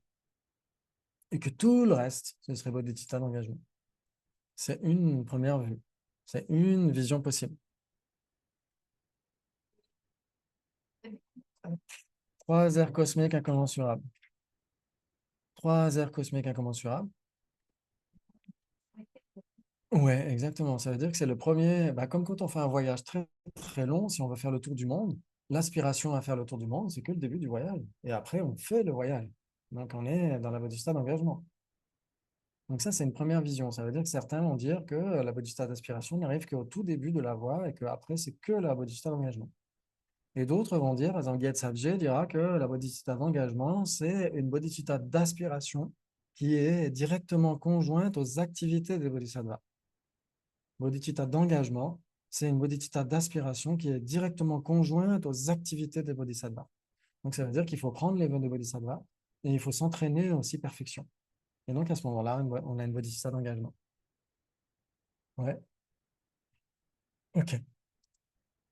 Et donc, dans ce cas-là, ça veut dire que si on comprend ce point de vue de Gyatso en particulier, ça veut dire que la bodhicitta d'aspiration peut continuer d'exister même sur la voie. Pourquoi? Parce que quand le bodhisattva il est en réalisation directe de la vacuité, un Arya bodhisattva réalise directement la vacuité, les vérités conventionnelles n'apparaissent pas. Et donc, il n'est pas directement conjoint aux activités des bodhisattvas. Et donc, sa bodhicitta devient une bodhicitta d'aspiration. C'est intéressant, ça. Et quand il sort de son absorption sur la vacuité, à nouveau, il est directement conjoint, sa bodhicitta est directement conjointe aux activités de bodhisattva, elle redevient une bodhicitta d'engagement.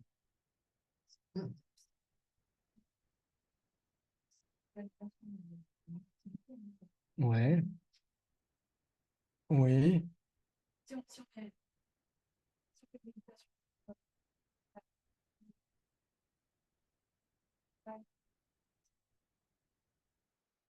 Oui,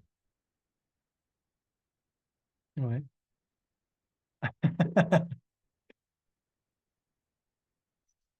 Oui, tout à fait. Ouais. Donc, dans ce cas-là, ce sera un bodhicitta d'engagement. Ouais, parce que c'est directement conjoint aux activités des bodhisattvas. Mais si la personne essaie de réaliser la vacuité de la déité, etc., qu'elle la réalise directement, dans ce cas-là, pour tous les tantras, sauf les tantras supérieurs, cette personne, en effet, sera dans une bodhisattva d'aspiration. Et pour les tantras supérieurs, si cette personne arrive à faire ça, avoir une réalisation directe de la vacuité avec le yoga de la déité, cette personne, elle entre sur le 8e bhumi directement. Ouais. Parce que cette personne est dans la claire-lumière de signification, elle n'est plus dans la claire-lumière métaphorique. Donc cette personne a éliminé le voile afflictif. Comme ça. C'est très puissant, les tantras supérieurs. C'est pourquoi les bodhisattvas, quand ils développent des bodhicitta très très fortes, ils se disent, pourvu, 3 heures cosmiques incommensurables, c'est trop long. Imaginez la personne que vous aimez le plus au monde. Vous l'imaginez dans les enfers pendant 3 heures cosmiques incommensurables. Ça veut dire, mais non, c'est trop long. Je vais à tout prix obtenir le plus rapidement possible. Si vous avez cette attitude-là, les tantras, voilà, pour vous, les tantras, c'est la bonne chose. Parce que vous supporterez. Hein? Exactement. C'est un peu plus fun. Mais si tu imagines la personne que tu aimes le plus au monde dans les enfers pendant 3 heures cosmiques incommensurables, C'est assez égoïste.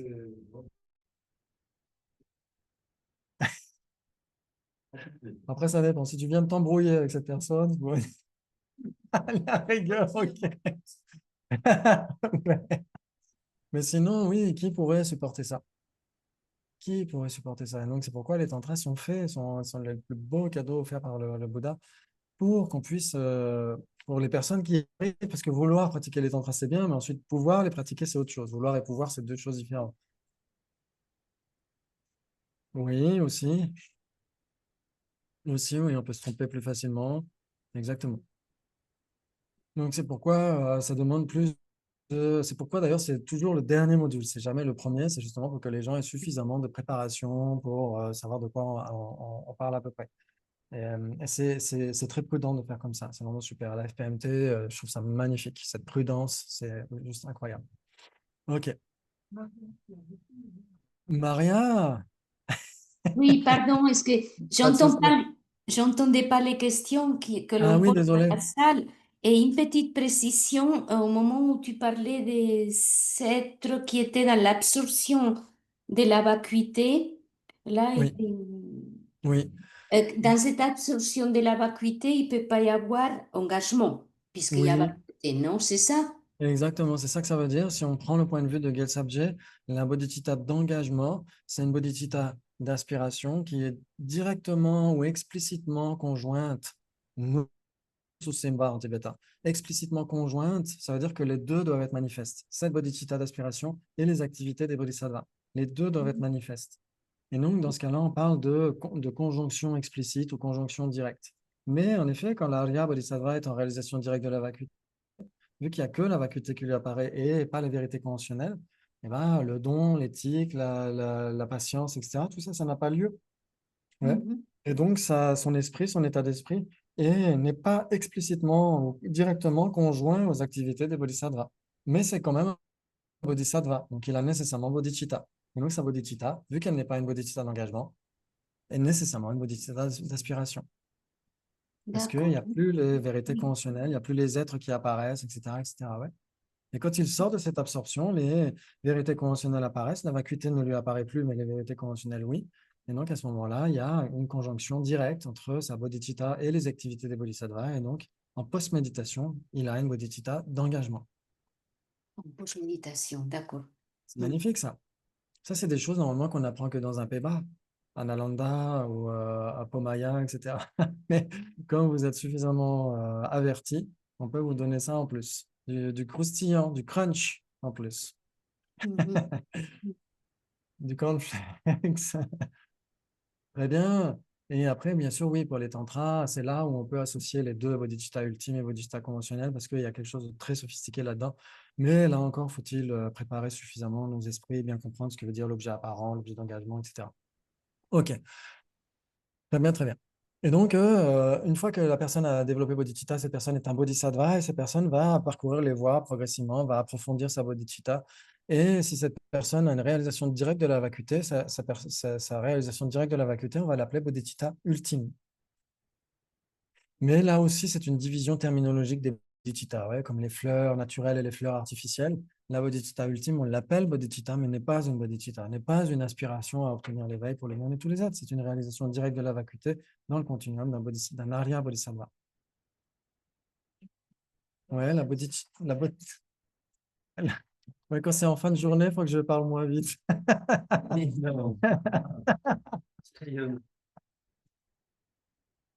Ouais, parce que ouais, les fleurs naturelles et les fleurs artificielles sont des divisions terminologiques. C'est une façon de parler des divisions des fleurs. Vous êtes d'accord? Normalement, si tu appuies sur le volume, Le volume? ouais. Ah non, sur Il OK. n'y a pas OK. Quand il n'y a pas OK, on fait quoi? C'est vite de vacuité.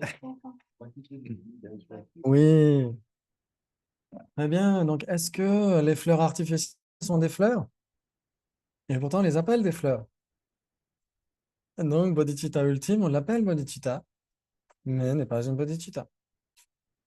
Exact. C'est une réalisation directe de la vacuité dans le continuum d'un Arya Bodhisattva. Alors, pourquoi est-ce qu'on l'appelle bodhicitta? C'est une très bonne question. Je n'ai pas la réponse. Ouais, peut-être parce qu'on parle, alors là j'invente, hein, mais peut-être parce qu'on parle dans le continuum d'un bodhisattva, parce que la bodhisattva ultime, elle ne se trouve que dans le continuum des bodhisattvas, pas chez les arhats. Les arhats ont une réalisation directe de la vacuité, mais non pas la bodhicitta ultime. Donc peut-être parce que c'est dans le continuum de quelqu'un qui a bodhicitta. Et ultime, parce que c'est sur la vérité ultime. Peut-être que c'est ça. Et sans les deux, on ne peut pas atteindre les deux. Sans les deux, il est impossible d'obtenir l'éveil. Oui, exactement, peut-être. Peut-être parce que c'est pour le fait d'obtenir l'éveil. Que ce soit conjoint, comment ça?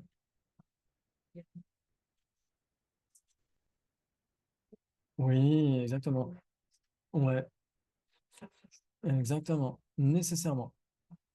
Ouais. Alors, même dans le véhicule fondamental, il y a méthode et sagesse, sauf que la méthode ne sera pas aussi vaste. Ça va être le renoncement, ça va être la non-violence, mais il n'y a pas bodhicitta. Il n'y a pas la bodhicitta altruiste. Parce que techniquement, dans les textes, ils vont dire qu'ils ont aussi une bodhicitta, mais pas la bodhicitta de bodhisattva. Oui. Pas que le Bouddha qui a la bodhicitta.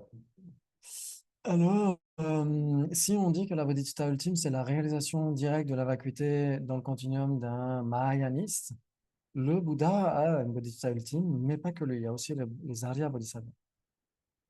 Eux aussi, ce sont des mahayanistes, parce qu'ils sont sur les voies mahayanistes, et ils ont une réalisation directe de la vacuité. Donc, c'est surtout. Alors après, oui, on peut débattre, hein, est-ce qu'un Bouddha a bodhicitta? Ça veut dire avant. Est-ce qu'un Bouddha est bouddhiste? Est-ce qu'un Bouddha prend refuge? Est-ce qu'il a besoin de prendre refuge? Ça, c'est des débats qu'on peut avoir. Si, Dundam, Chansem, oui, oui, tout à fait. Dundam, Chansem, oui, Dundam, Chanchusem, ou Dundam, Changsem, on peut parler au diminutif, Dundam, Changsem, ouais, Jangsem, Jangsem, ouais, Dundam, Changsem, ouais. Donc ça, oui, oui, tout à fait, ouais, c'est dit en tibétain, ouais. Mais après, oui, pourquoi est-ce qu'on l'appelle comme ça? Ouais, bonne question. Très bien, très bien, très bien. Donc là, c'est des choses très, très importantes par rapport surtout au développement de bodhicitta. Après, ce qui se passe sur les voies, ça nous concerne peut-être moins. Mais si on comprend déjà ce qu'est la nature de bodhicitta, quelle est sa nature, est-ce que c'est quoi? C'est un facteur mental, une conscience principale, etc. Quelles sont les aspirations associées à cette conscience principale? Ouais, les deux aspirations sont très importantes. Et qu'est-ce qui les permet de la générer? Ouais, les différentes méthodes. Ouais, c'est très important. Si vous comprenez bien ça, normalement, en plus, vous l'avez entendu plein de fois, donc c'est pour ça d'ailleurs que je vous donne du crunchy en plus, mais c'est pour éviter que vous vous ennuyiez. Mais vous l'avez entendu plein de fois. Ouais. Et ensuite, on va essayer à partir de demain matin de parler de l'égalisation et de l'échange de soi avec autrui. Mais est-ce que déjà vous aviez des interrogations par rapport à ce qu'on a vu aujourd'hui? Oui. Oui, c'est ce qui marque la bodhicitta d'engagement en fait. C'est ça qui marque. Ouais, exactement. Ouais. C'est ce qu'on trouve par exemple dans le chapitre 3 du Bodhisattva Shantideva, où justement il y a la prise des vœux de Bodhisattva après avoir fait la pratique en 7 branches, etc. Ouais. Et donc cette prise des vœux de Bodhisattva est prise justement une fois, normalement, idéalement, c'est quand on a développé vraiment Bodhicitta. C'est pour ça qu'il y a des maîtres qui disent qu'on ne prend pas vraiment les vœux de Bodhisattva tant qu'on n'est pas un Bodhisattva. Il y en a qui le disent. Il y en a d'autres qui disent que oui, oui, on les prend quand même parce qu'on fait solennellement, on prend un engagement, etc.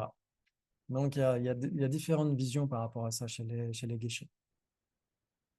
Bah, si tu as la spontanée, parce qu'ils ont un vœu, Ouais, tu les tiens de toute façon, tu te comportes de toute façon. ouais, Moi, les vœux, il les faut pour ouais. m'approcher un peu de Oui. cette personne. Ouais, je dirais que c'est utile pour s'approcher de ce comportement, exactement. C'est peut-être pour ça que certains maîtres disent qu'on les prend vraiment, parce que ça nous incite à se rapprocher de ça. Moi, je trouve ça aussi très utile de ce point de vue-là. Après, est-ce qu'un bodhisattva, ouais, par exemple, est-ce qu'un bodhisattva prend les vœux laïques, ou est-ce qu'un bodhisattva prend les vœux monastiques, par exemple? Est-ce qu'il en a besoin?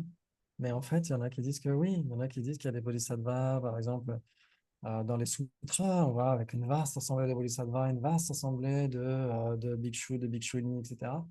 Donc, parce que qu'est-ce qui fait la différence? Le vœu, en fait, marque plus de poids ouais, quand on parle des voies karmiques.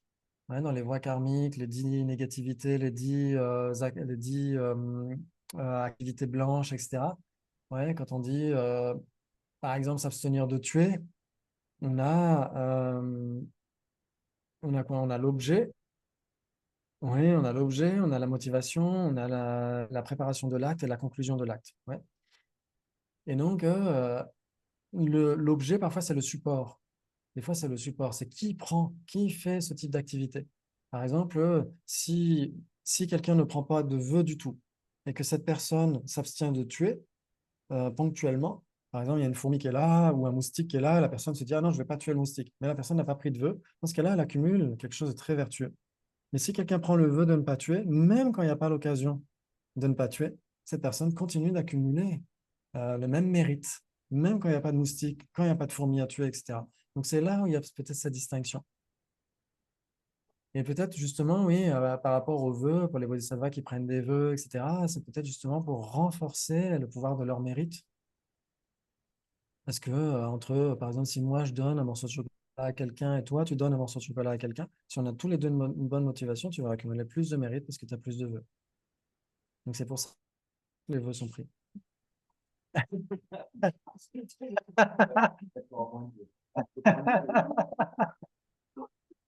que ça fait du mérite que tu donnes quelque chose que tu n'aimes pas?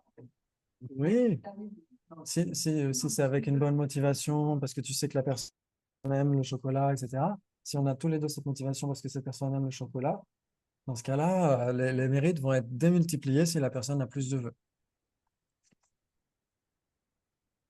Ouais, aussi. Laissez les gens vous donner Mm. des choses. Mm. Parce que comme ça, ils ont plus de mérite. Exactement. Tout à fait. Même Oui, aussi. le pouvoir de... Exactement. Donc, c'est peut-être à ce niveau-là, d'ailleurs, que les bodhisattvas prennent des vœux, justement, pour permettre aux autres d'accumuler des mérites aussi. C'est magnifique. Mm. Maria, oui, pardon. Oui, donc si on brise ses vœux, enfin, c'est pour ça qu'on les renouvelle et qu'il y a des pratiques de purification si on considère qu'un vœu a été brisé avec un profond regret.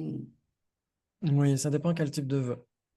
Ouais, si c'est les vœux de libération individuelle, ça dépend aussi. Ouais. Il y a des textes qui disent qu'on peut reprendre les vœux laïques, mais les vœux monastiques, s'ils sont brisés, c'est terminé pour cette existence, on doit les rendre. Ouais.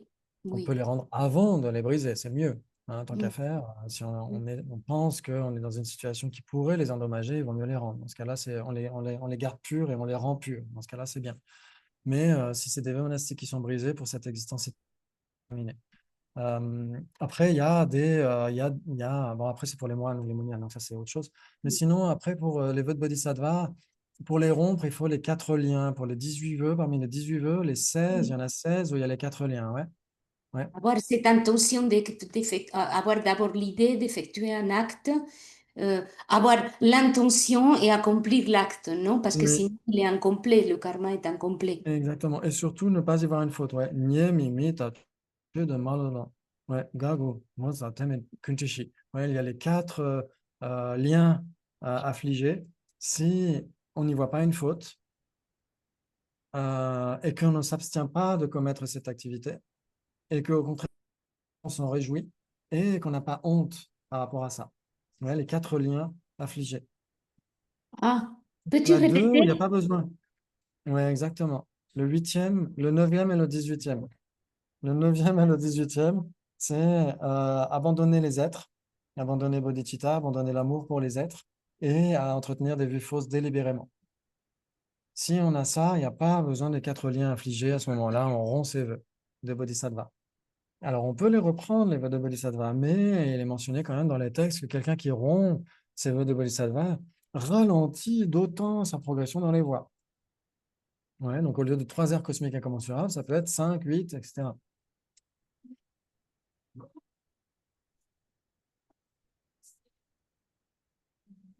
Commencer par la rencontre avec la Madonna. Mm. Et puis, il donne une initiation où il y avait les deux détails. Nécessairement.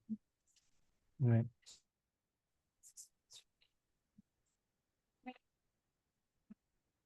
C'est sympa de faire notre mode de vie, mais on les prend quand même, parce qu'on a l'intention d'essayer d'y arriver. Ouais. Parce que pour les rompre, il faut y aller quand même. Il faut quand même y aller. Hein.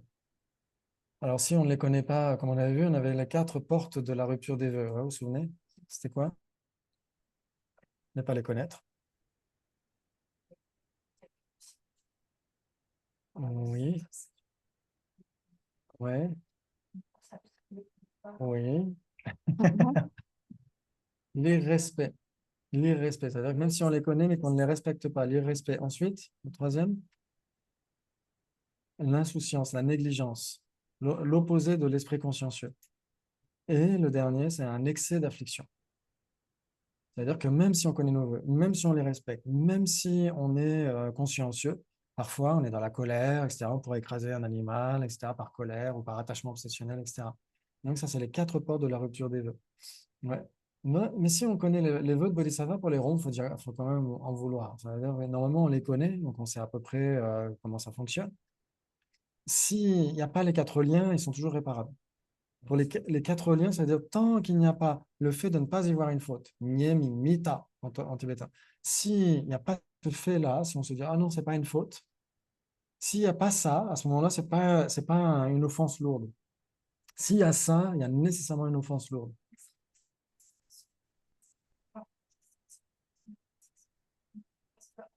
Sinon, les jours, quand on fait une erreur, mais qu'on n'a pas conscience que c'est une erreur, on pense que c'est pas grave, c'est Oui. légère. Oui, c'est pas exactement, c'est pas la même chose. Là, c'est par exemple, il y a par exemple s'élever et rabaisser les autres. Par exemple, le tout premier, c'est s'élever et rabaisser les autres. Ouais, on est en train de se voir, en train de le faire, ah, je suis en train de me glorifier, de critiquer les autres, et qu'on se dit, ah ben non, c'est pas une erreur, ça ne va pas à l'encontre des voies bodhisattva, dans ce cas-là, c'est une offense lourde. C'est pas encore une rupture parce qu'il n'y a pas les 4 liens. Il faut qu'il y ait les 4 liens pour qu'il y ait une rupture totale de ces voies bodhisattva. S'il n'y a que ne pas y voir une faute, à ce moment-là, enfin, oui, le fait de ne pas y voir une faute, c'est une offense lourde. Et après, quels que soient les autres, hein, les 4, quels que soient les autres, quel que soit leur nombre, tant qu'il n'y a pas celui-ci, c'est une offense légère. Ouais, donc ça, c'est important de ça. J'avais des diapos par rapport à ça. Peut-être qu'on les verra en fin de week-end, si ça vous intéresse. Oui, Mais ça serait c'est très bien. important de le savoir, ouais. Oui. Donc, une rupture des vœux de Bodhisattva, c'est nécessairement avec les 4 liens affligés pour les 16 parmi les 18.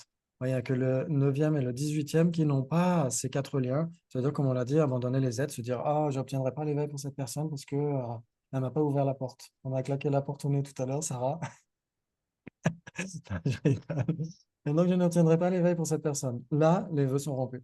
Ou alors, une personne qui entretiendrait délibérément des vues fausses, qui saurait qu'il y a la causalité karmique en particulier, qui dirait, ah non, non, il n'y a pas de causalité karmique parce que ça ne m'arrange pas. Dans ce cas-là, la personne rompt ses vœux. Il n'y a pas besoin des 4 liens infligés. Ouais. Et donc, dans ce cas-là, on peut les reprendre, mais ça ralentit la progression sur les voies. Oui. Donc, pas vraiment les vœux, si on peut là, Alors, on peut se dire que il y a des empreintes très favorables qui sont plantées dans l'esprit, se dire, OK, je ferai de mon mieux pour ne nuire à personne, parce que c'est juste de l'humanisme, hein, c'est se dire, je ne nuirai à personne. Et ça va dans le sens des vœux de Bodhisattva. Si on se dit, je ferai de mon mieux pour ne nuire à personne, même si je ne sais pas trop si je les ai pris parce que je ne savais pas ce qui se passait, au moins, on ne va pas à l'encontre de ça. Donc, on est sûr de ne pas les briser. Mais c'est compliqué parce que oui, on a des gens parfois qui prennent une initiation sans savoir nécessairement ce que c'est qu'une initiation, sans nécessairement suivre tout le rituel. Des fois, c'est quand tibétain, etc. Et on ne sait même pas ce qui se passe. Des fois, on dit, ah oui, j'ai pris les vœux de Bodhisattva, ok, mais on ne sait pas trop le contenu, etc. Donc, ça peut arriver. Dans ce cas-là, vous pouvez vous dire, ok, c'est une première approche, une première introduction au vœu de Bodhisattva. Peut-être que vous ne les avez pas pris complètement parce que vous ne saviez pas ce que vous étiez en train de faire. Peut-être, pourquoi pas. Mais vous pouvez toujours vous dire, je m'abstiendrai de nuire à qui que ce soit, comme ça, vous n'allez pas à l'encontre. Si, nécessairement, oui. Oui, oui, oui, oui. C'est la cérémonie, c'est le rite. On prend des vœux au travers d'un rite, quels que soient les vœux, le vœu de libération individuelle, le bodhisattva ou de tantrique, c'est toujours à travers un rite. C'est pour ça que la réparation du vœu doit se faire à travers un rite. Pas que Vajrasattva, attention, hein. Si on rompt un vœu, on fait une entorse à un vœu, il faut le confesser par un rite. Ça peut être très rapide, mais il faut le confesser. Sinon, on ne fait que purifier la négativité qui est déposée dans notre continuum, mais on ne répare pas le vœu. Il y a toujours un double tranchant dans la prise des vœux, hein. Quand on rompt un vœu, il faut le réparer par un rite et bien sûr faire les pratiques de purification. Faire juste Vajrasattva parce qu'on a été à l'encontre de nos vœux de laïc ou de bodhisattva, etc., ça ne suffit pas. Mais encore faut-il confesser si on a été devant quelqu'un qui maintient ses vœux de manière appropriée, etc. Et pour les monastiques, c'est pareil. Ouais, normalement, on doit arriver à Sojong pur. On ne fait pas Sojong pour se purifier. On doit arriver à Sojong pur. Donc, ça veut dire qu'on confesse régulièrement nos négativités. Si vous avez un mentor ou un ami spirituel, moi, j'ai Vénérable Gagne Losel. Dès que je tue des fourmis, etc., quand je fais du jardinage, etc., je confesse pour réparer mes vœux laïques. Et quand j'étais moine, c'était pour les vœux monastiques.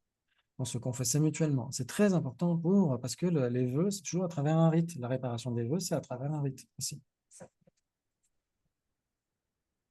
Oui, devant quelqu'un. Oui, par WhatsApp.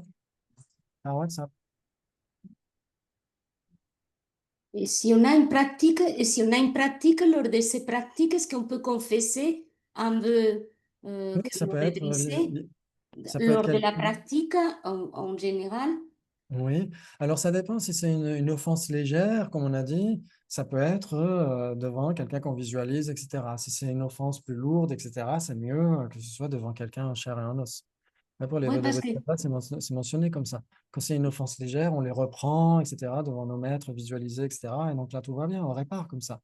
Mais si c'est une offense plus lourde, c'est pas la même chose. c'est toujours cette histoire Et avec avec les les liens affligés. mystiques que je sauve tant que je peux et de temps en temps, même de façon inconsciente, je ne les sauve pas. Et donc, ça m'a... Est-ce que ça serait un excès d'affliction, ça? J'essaye de C'est, sauver toutes sortes d'êtres, hein, mais voilà. Mais si tu par essaies de... exemple, des êtres qui deviendraient nuisibles pour la santé d'autres êtres, Ah, comment on peut considérer ça? Parce que c'est... oui. C'est compliqué dans ce cas-là. C'est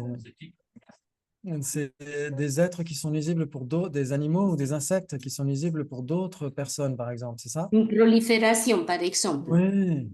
Euh, Par dans, exemple, les punaises de lit, hein. Je ne oui. sais pas, mais bon, par exemple, ça c'est nuisible. Oui, Enfin, c'est oui, nuisible pour le bien-être et puis pour les maladies que ça peut engendrer, comme les puces oui, pouvaient engendrer la peste. Ah, il fut un temps, oui, oui, etc. oui, Donc, donc c'est un petit peu. Est-ce que quand il y a un excès, c'est bien de se défendre ou oui, oui, oui, bien on sûr, se hein, laisse sinon, manger avec amour? voilà, tu mets du ketchup. C'est C'est ce que dit, répulsif. c'est ce que dit Sasanté ici dans In Praise of Compassion, of Great Compassion, où il dit qu'en effet, il faut aussi employer notre discernement. Ouais, quand on dit bodhicitta pour le bien de tous les êtres, on fait partie de tous les êtres. Mm. Donc, c'est pas la négation de soi. Ça pourrait aller dans l'excès inverse, se dire, ah non, moi, qu'importe, je ne vais pas faire brûler du bois parce qu'il y a des insectes dedans, donc je vais mourir de froid, c'est pas grave. Dans ce cas-là, comment est-ce qu'on pourrait accumuler des mérites et continuer à aider les êtres? Ouais, si on quitte cette existence trop tôt, parce qu'on aura trop froid, on va choper la crève, etc. Donc, ce que dit Saint Sainte, il faut employer aussi notre discernement et ne pas être dans l'auto-négation, l'auto-dénégation, se dire, ah non, j'existe pas, tous les êtres sont importants, mais moi non. Dans ce cas-là, ce serait peut-être un manque de discernement. Donc, dans certains cas, alors bien sûr que dans les textes, et Saint Sainte le dit plusieurs fois, il dit bien sûr, idéalement, c'est quand même d'avoir un environnement suffisamment propre, avec de l'hygiène, mais même quand on a de l'hygiène, on peut très bien avoir des souris, on peut très bien avoir des moustiques. En Alanda, il y avait une invasion de cafards une année, et donc on a été obligé de faire quelque chose. Mais dans ce cas-là, il faut bien sûr aussi purifier, confesser, etc. D'accord, oui. Parce que c'est Mm. pour le bien de la communauté, c'est pour, au Sankala Chakra, une année, il y avait les guêpes qui étaient très, très agressives. Et donc, on sortait avec le matin avec son petit-déj, avec la confiture sur l'assiette, on se faisait piquer. Donc, ils étaient obligés de mettre des trucs préventifs et même des pièges à guêpes. Mais dans ce cas-là, il faut là aussi se dire c'est pour le bien de la communauté. C'est pas parce que les guêpes nous ennuient et qu'on veut les détruire. C'est pas par haine. C'est Mm. pour le bien de la communauté. S'il y a trop de guêpes et que plus personne ne vient dans le centre de retraite, le centre de retraite coule, tout simplement. Ouais. Par exemple, pardon, je focalise un peu l'attention. Par exemple, parfois quand je me fais beaucoup piquer, je me réjouis que cet être puisse se nourrir. Est-ce que Mhm. ça vient réparer quelque chose? Je ne le fais pas exprès pour réparer, mais je me dis, bon, bah, il a bien mangé, je Ouais, c'est ne lui ai bien. pas fait du mal. Hmm, C'est un cadeau. Je le vois hmm, comme un cadeau. d'accord, Exactement. Tout à fait. ok. Hmm, C'est bien de faire comme ça. Une hmm, fois, quand je travaillais pour les Tibétains, on était à Colmar, je crois. Il y avait les vidéos de Sasanté Dalai Lama. Il y avait les cassettes à l'époque. Donc ça remonte, hein, c'était à la préhistoire. Et quelqu'un avait volé ces vidéos de Sasanté. On s'est dit, puisse ceci être utile à cette personne?